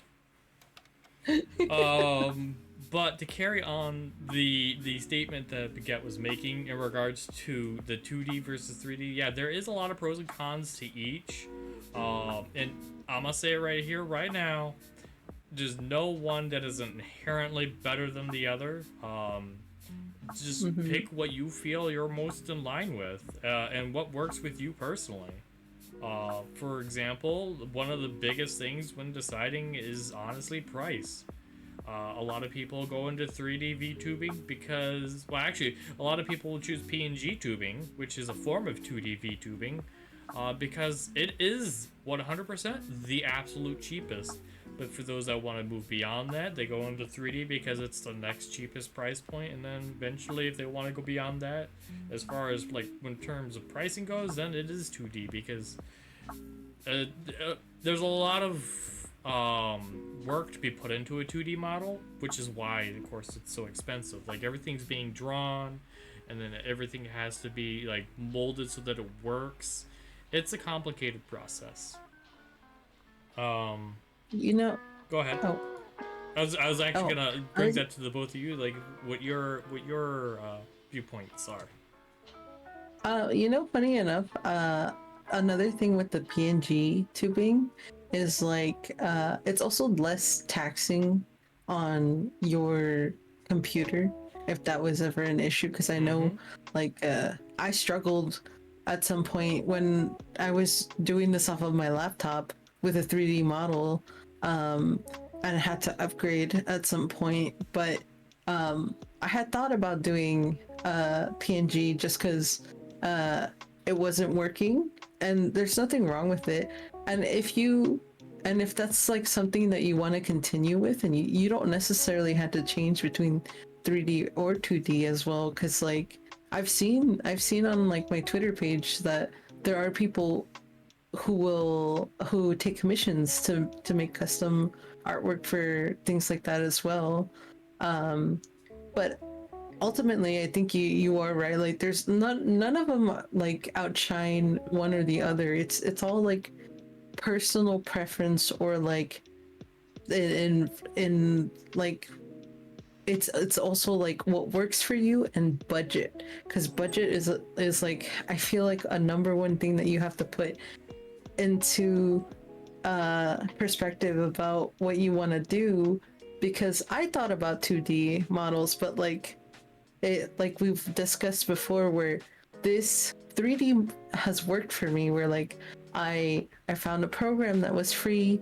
I found clothes that were free. Like you can definitely work with a budget or like work with what you have. I personally, as much as I would like a 2D model, I've fallen in love with what I have, but also they're very expensive depending on like what you want. Like expressions cost you money, assets cost you, like having a tail, having ears, having a bunch of things on there. Like I understand why people want it, but if it's out of budget, then you know, put that into perspective and like wait. You first also have to, like, in my opinion, have to figure out whether streaming is something you want to do as well, because like you don't want to dump too much money into something that you may potentially not even enjoy. So like why spend 2K or more on a model to just go, actually, you know, I don't really like this. Yeah. I don't know if you Yeah. guys have anything to add to that. I've unfortunately kind of seen that a lot, where people will, I think, almost build up to getting this large model and almost neglect the fact that you're a person. You know, like I feel like some people probably go into streams, you know, judging books by their cover, and like, you know, that is the only reason that they stick around.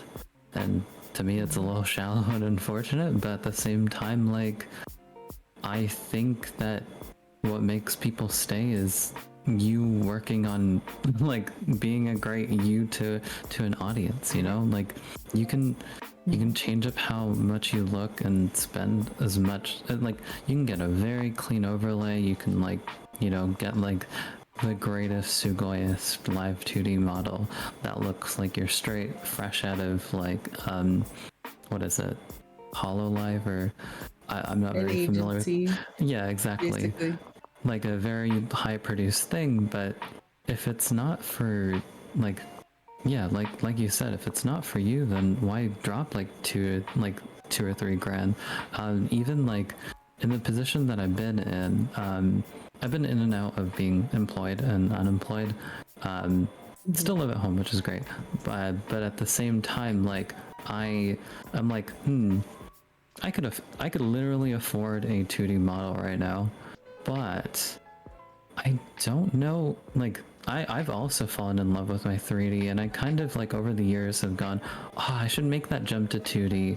It's kind of like in my head I'm like, that's the meta, right? You want to be 2D and, you know, look really clean and nice, and I feel like I would never take that jump unless, again, what you said is you can get a more drastically different almost silhouette if you go live 2D, because it's a drawing.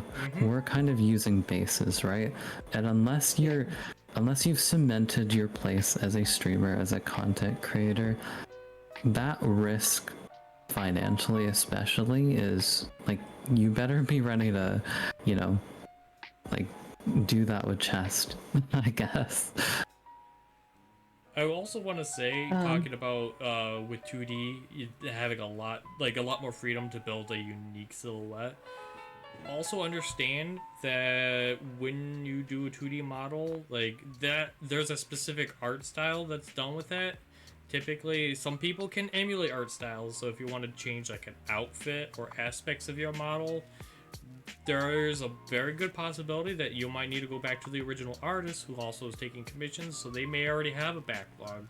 So you might, like, if you wanted to do something for Christmas, like, you have to plan that way in advance, and you can't just, like, with Vroid models, you just can't go to booth and go, yeah, that looks good, and I'm just gonna buy that for, like, $1 or $2 and throw that on and see if that works, you know? It's not as simple as that, unfortunately. You were saying, Stella?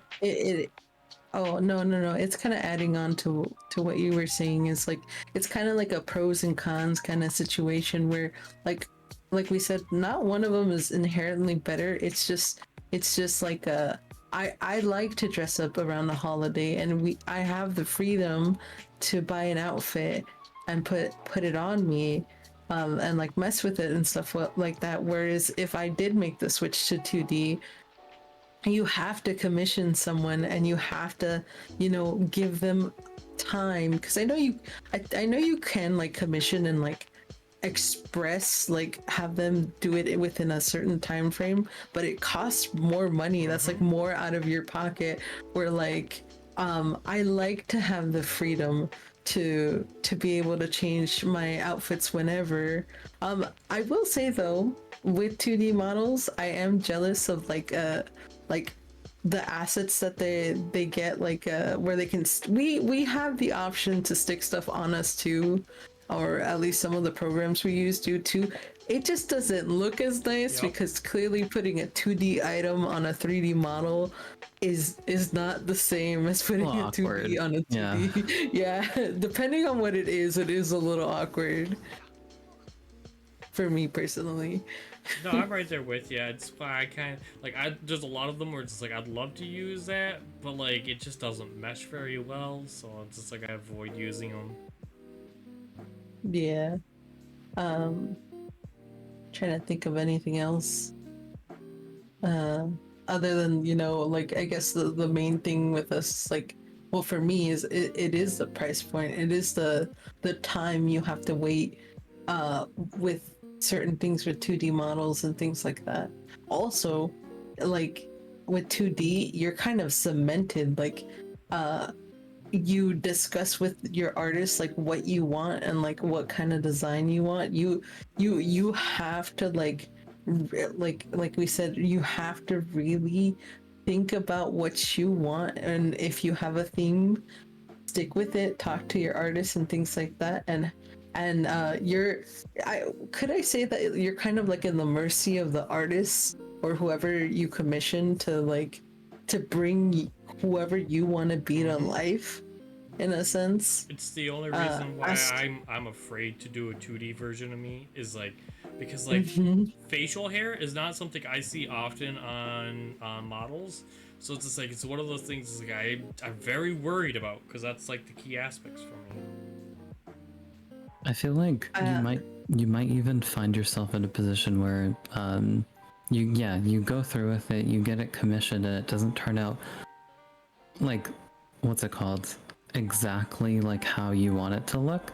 So you're kind of in this situation of like when you, what is it, like when you get like an order like at a restaurant and it's not quite like to standard or to par as to what you wanted, but like you can't really, or like it's not what you wanted, and you're too like, I guess, anxious to, you know, ask for revisions and stuff like that. It's like, no, this is fine, this is fine, and you're kind of just stuck there like with a model that you're probably staring at that one flaw that you just couldn't speak up about because it's like, oh, I'm gonna have to wait another month for them to fix this or whatever. Or you could be like me, where there was a literal language barrier between me and the person, because my very first like venture into VTubing, I actually paid for a model.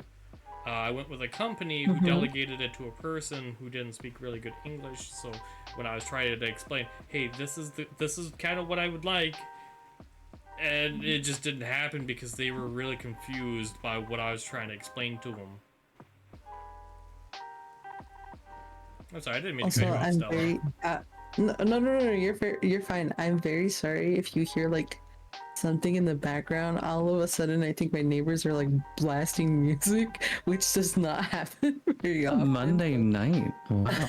I apologize if like you hear anything, because I saw my mic start to like I guess trickle in, and I'm like, oh my god, it's coming through. I personally don't hear it, but I do know that Discord has a lot of built-in features for noise cancellation. Yeah. Oh, something I do, I guess, so, like I was watching a few things like to kind of like I guess think about while coming into this, where you know how Baguette was saying that, you know, the clothes that you get off a booth or like wherever you get them from, if you do get pre-made clothes, like just know that other people can get the same thing, where they do make 2D model, like pre-done 2D models that you can buy as well. And like honestly, like in our, since we're a little bit smaller, I don't see like the same model over and over again, like, or at least I haven't. Where have you guys, like, because I know Xavi, I believe, has like a pre-made model too, right? Like I've never seen his model before, like with anybody else. There is only and one circumstance where it wasn't like I saw two people using the same model. It's I saw one person use the model, and then I was just browsing. I think it was Etsy, and then I saw that model there. I was like, oh, okay, I get it. I understand now. yeah, But I've I never guess that seen. live 2D is, yeah. yeah, where that's also an option for people, if they do want to transit or just go straight into 2D. I know everyone wants to be unique, but honestly, I don't see it much of the same person over and over again, like having the same model as much as you're like, I don't want to be looking like this other person. Where I personally, Twitch is so big, I don't see anybody with repeating models, honestly. My recommendation would be to use your platform to the money that you earn on it. If you feel uncomfortable with using that, save the money that you earn via Twitch to use to either purchase a commission or use it to buy assets to make your own or whatever have you. Like, that's the great thing about streaming is it's like it's kind of the Wild West, and each person's making their own little journey, and you just kind of gotta figure out how do you want to go about your journey. Like, you could buy the model, you could make your own, you could use pre-made ones. They're all viable. There's nothing wrong with that. I do have a question to you too, just because like we keep bringing up the 2D topic. How do you guys feel about, like, because I guess making a half model is actually a thing too. Like, instead of making a whole one, you can make a half one. And I say that because, like, I guess it feels a little weird to think about having half of one, but you really don't show very often your whole body. Like, I feel like there's a lot of models where I've had, and I'm like, nobody knows what shoes. Like, I'm over here picking my shoes and stuff like that, and I'm like, nobody's ever gonna look at my shoes. Yeah. And things like that. I think part of it is just, I don't know if it's like a sentimental or just like, part of it's just knowing that you finish the model like top or like from like head to toe kind of thing just puts me at ease. Like I totally, yeah, like I've thought about that as well. I'm like, maybe I get like a half body kind of thing because they're cheaper, usually about like half the price kind of thing, or 2/3 of the price. And it's like, oh, neat, like this is all I need. And then you add some assets and you're pretty much good to go. But yeah, like for, I think of like reference sheets and stuff. Like for example, Yeah. like a lot of those will have like at least like the full design kind of thing. Yeah, like it honestly, I'm glad you brought that up. I would want to commission the whole thing just to know that in that one off chance that somebody wanted to see everything, that they could. And I sometimes even see in like blooper kind of streams or just like, you know, like just chatting kind of stuff. Sometimes people like to just show their thighs off, or like will just show off their shoes, kinds of things. But like, yeah, totally valid to to think about that. For me personally, the only reason that I'd strictly go with a full body model is if I planned on using it for like poster advertisements, like things like, hey, I'm gonna put my full body on this little thing for like a next going live stream, or maybe I want to use it for promotional art, you know, things where it would make sense to show off the full model. I'd even go as far as argue that there are situations you could still do that and use a half body model, but there is something to being able to have the full silhouette of your model on a piece of little advertisement about yourself. But if you're doing this that's another thing that I almost forgot about. If you're doing this just purely as a hobby, you just want to do it for fun, just maybe meet people or whatever have you, like a lot of the critiques and all that, like they're irrelevant because, like, again, like, this is your journey. You do you have fun. Like, trying to become. Some people do spend a lot on their hobbies. Well, I mean, like, that's I forget also about that as well. that's not a bad thing either. Like, for example, as someone who loves to paint and assemble miniatures for like D&D and wargaming and all that, like, I get that it's a super expensive hobby, both from material costs and then just like the actual cost of the miniatures.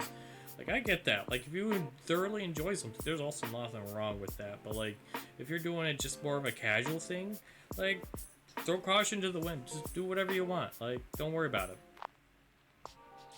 Yeah, like what I was referencing before. Actually, when I first started streaming, another reason why cost was such a big deal to me was because I had quit my job, so like it was important to not spend like too much.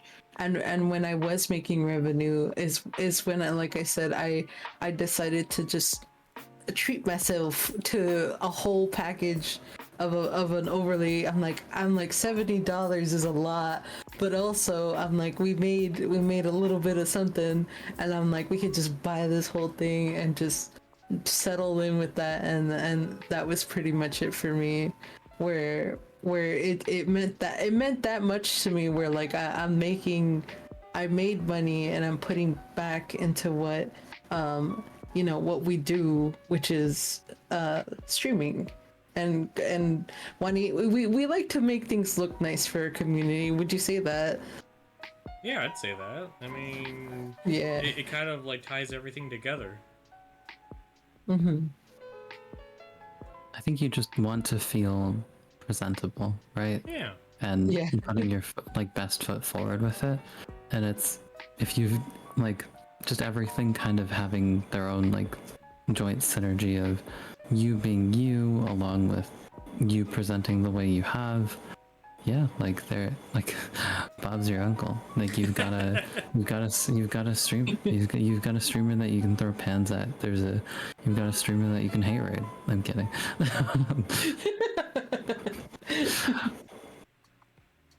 That's a reference.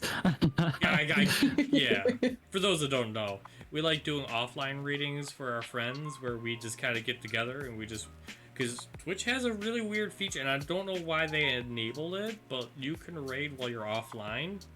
Don't know why it's a thing, but there's a thing you can do.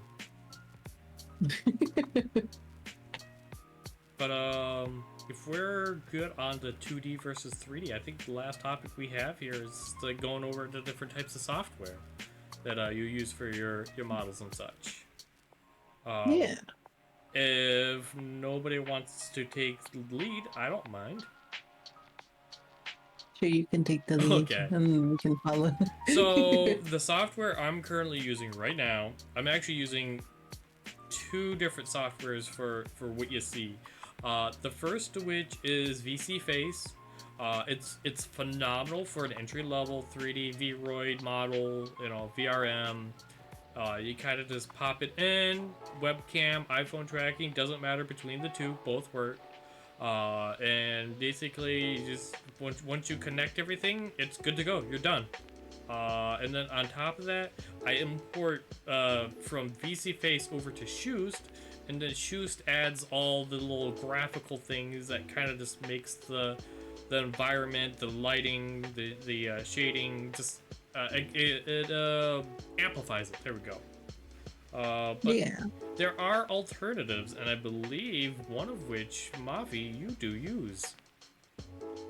Yeah, I mean, if I feel like the way I describe the one that I use at the moment, which is Wire, which Paz introduced me to, it's a big freaking program. It's about 5 gigabytes, and as someone who used to have a 200 gigabyte SSD, that was a diabolical decision in the first place. But I've really enjoyed using Wire though.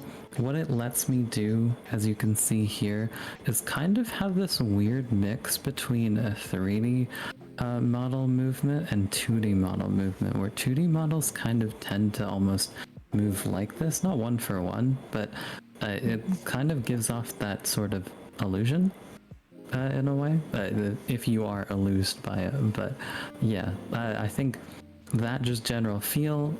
There's certain ways it can pick up your camera, which is really neat, in which you can show off not just your face and upper like body, but you can get your hands involved too. Let me try to turn on. So I'm using Media Pipe Tracker at the moment, but if I click on, I sound like I'm sharing my screen in a Zoom meeting. Okay. If you guys look at this here. Yeah, alright, there we go. Ooh. So what it'll do is, oh, now it thinks my mic is another hand, which is why I try to not use this all the Yep. time. But but what's really neat is you'll get this little window in which you can see exactly like how they've broken down like your hand movements and stuff like that. So you can yeah, like some people just straight up get like hand trackers sort of thing, but this is a great option if you wanna mess with stuff like this. It's also, And add a new dimension, I guess. I think it's economical as well in terms of like the hand trackers. They could be quite expensive depending on like how precise you want it to be. Like I know some people that go the whole 9 yards. They're using like the VR whole setup with like the not a haptic suit. I can't remember what it is, but like it's a full suit that tracks everything down to the minute detail. But those are so expensive. But like, and then there's like kind of like an in between where it's something motion. I can't remember, but like it's a little thing. It tracks your hand motion. Leap motion. Leap motion, yes. That's what I have. Yeah. So there's leap motion. On it. Go ahead. Oh, I was gonna say honestly, wow, why do I feel like even though I have the leap motion, I feel like Mafi's hands were being tracked better than my own hands? I think I will say leap motion was the way to go for a while, probably. But I think what we're going to, I've been in the game for like 3 years. Not only did Vroid look so intimidating without it, I think it was only dark mode as well, but like Vroid look completely unrecognizable. The software that we use to track with our models have completely changed over the years. People have developed, you know, Android alternatives to iPhone tracking sort of things. People have now developed, you know, like Wire though, for example. I don't know how long Wire though has been out for. I know it's in like beta or something like that at the moment, which feels like it implies that it's still in its infancy. But to me, that just shows that like in a small space of time, people have I don't want to drop that much on a leap motion. Let's try to see if we can like, you know, find control points on a hand using the same technology that we have right now, and I guess code it better, or, you know, like the leap motion probably like walked so Wire though could run. Yeah, no, because like with the leap motion, I don't know if you guys know too much about it. Like you can like the anchor points for it is your desk, your chest, or your head. Yep. I think. And like the thing is, I tried, like I bought a little clip for it to be on my chest. It didn't work. It didn't work very well, and also it's kind of very uncomfortable to have like well, you have to have like some sort of setup to where it's connected via USB to the leap motion, and to have a cord just like on you, and like depending on how long you stream, because I stream for short periods of time, but like imagine streaming for like 8 hours, and like if you move a lot, like you're just kind of, you're constantly moving the thing if it's on your chest. I haven't figured out the head one. I don't know what you would need. For the head one, it's in the Sounds way. like I need to teach you Wire though.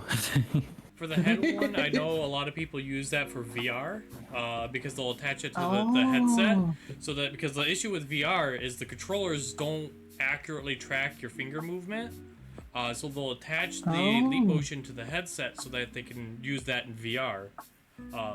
I do want to say, for those that do want to use the leap motion and they attach it to your chest, those suckers can heat up quick and they get hot. They do. They honestly do. I don't see how anyone does it. I just leave it on my desk and go, that's good enough. Also one thing I will say, like talking about the programs we use, I want to thank the creators who have made them, because they're like, I use VC Face and I use VTuber Plus, which you have to buy that in order. It's just a throwing program I use, but VTuber, I mean VC Face in general, it's free. Like someone put their hard work and like they're constantly updating it for everybody, and it's what keeps us alive, basically, in my opinion. Or Most like of them are us. free. Honestly, Yeah. that's crazy. Like, not just that, but even just like the iPhone tracking and Android tracking thing. I'm just like, you had to sit down and go, yeah, I'm gonna make this. I don't know if they have donation stuff. They might, but we totally gloss over it because we all start off broke. Yeah, we do. Yeah, but it's yeah. Wow. Thank you. Like, thank you to the people that work on stuff like that. Even like I'll throw in VRM posing as well. Like that software too. I do want to take a point also, because we touched on 2D. VTube Mini, also for those that do PNG tubing, that is a super phenomenal program. There's also Fujitech, but like there are extra features that VTube has that just makes it go a mile above and beyond, that you could do extra features for your PNG tubing. Like you could add emotes in a weird way, not like it's like us doing like a smile or anything, but like you could just like, it's a different version of the PNG that has a different like, expression on it, that you could hotkey that to be something you'd use. Just want to go shout that out for those that they do want to use the PNG tubing route.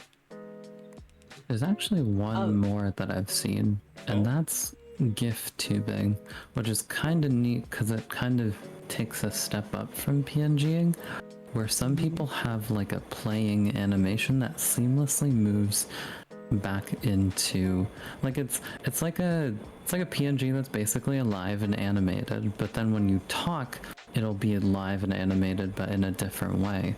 And I think especially to those of you who are not ready to make that jump to a live 2D, if you're thinking that, I think that's a really good intermediary step, or just a final step even, because some of those just look, because it's drawn, it'll look very uniquely shaped.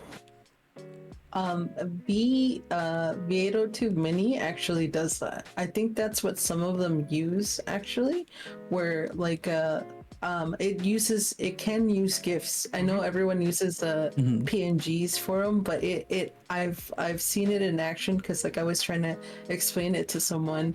You can use GIFs in that, and I know what you're talking about. I know a few people who use that, and it's honestly, it's like the cutest thing. Some so of the designs cool. I've seen, it's cute to me, like, and it's funny how like how, you know, how it's simple, like it's a simple thing, kind of like I guess it's like a simple transition from just being like I guess a static image to just like, if you adjust it just enough, it will look like you're talking and things like that. I don't know if you know this, but it's a paid program though. I think it's oh my god, it's on the top of my head, but there is another one. I think it's PNG Tuber Plus or something. Like there is something similar to VTube, but I don't know how much it is. And it does I think it's like somewhere, it's also somewhere in between where it's like live 2D, where you have anchor points for your image and things like that. But it's a new thing that just came out that I've seen, but I don't know too much about. But it is another program that people are using as well. But yeah. Makes sense.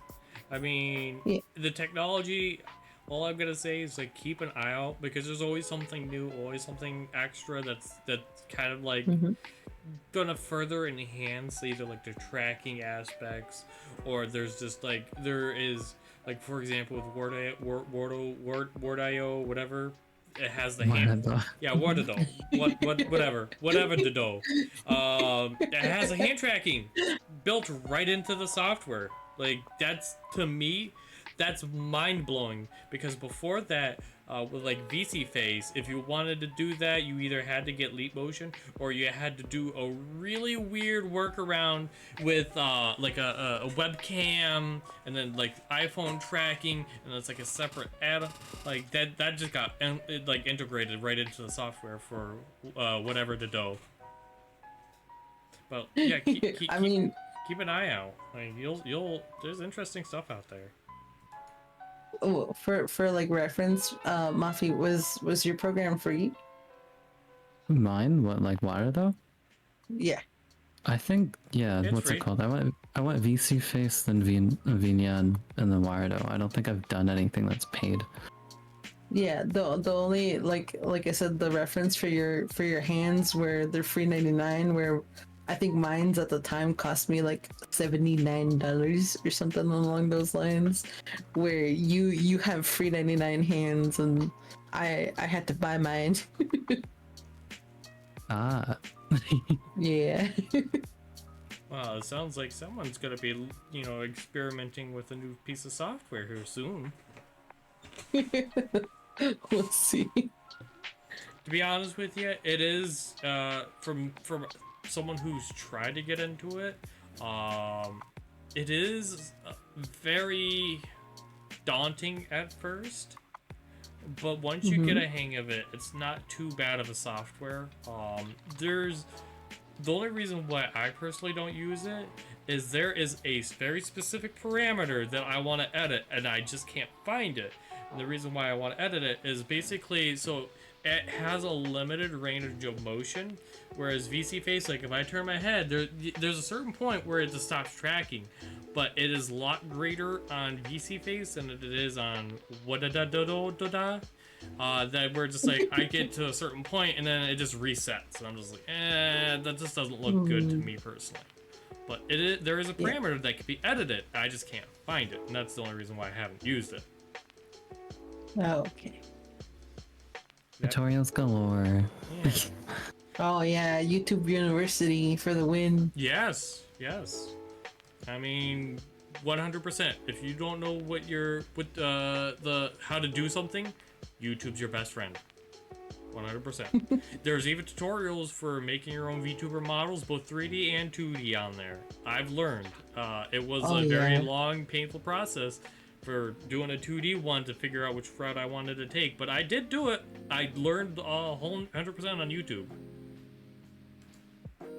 I think the program they use for 2D, Live 2D, gives you like a free trial, like for a certain amount of time to. I think it's make sure you use it. Permanent free trial. What it does is it adds a watermark on your, at least last I remember, but it adds a watermark on your stream or your wherever you're having it. It's like a little floating anime girl or something like that that kind of just goes back. On the bottom right? Yeah. Some people will shove their live 2D model all the way to the left and kind of just calibrate it so it's like, okay, cool. It only goes so far. Yep. So there's a way to exploit that. Not that you should, but that's an option. It is an option. As far as talking points, I think we got everything covered. This is the point where if you have anything else you'd like to add. No, I think we pretty much have covered everything that between pros and cons, schemes, branding and things like that. I think everything was pretty much covered.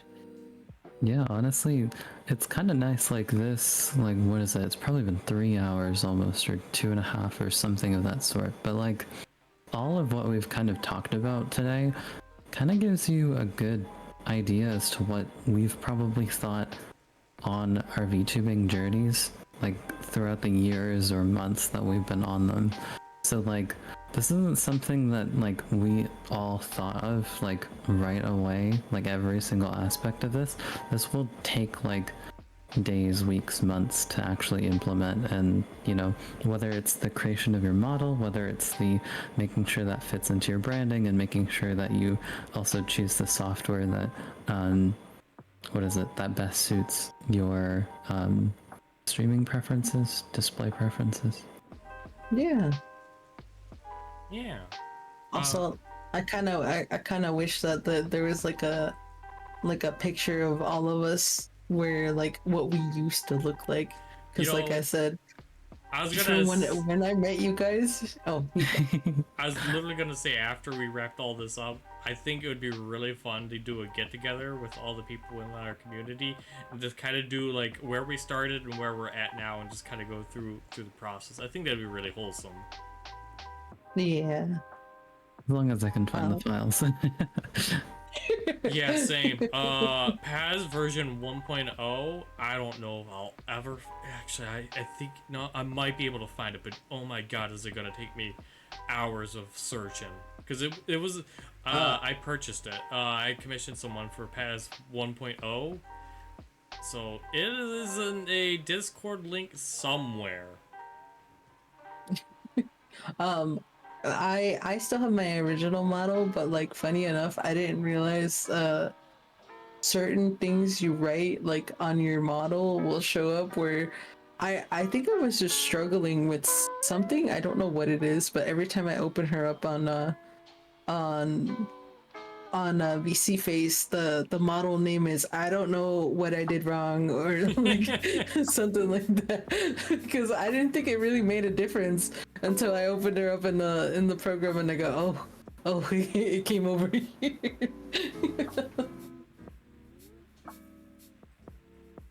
So we're all set. I'm assuming we are. So I think so. Then, Stella, where could the viewers find you?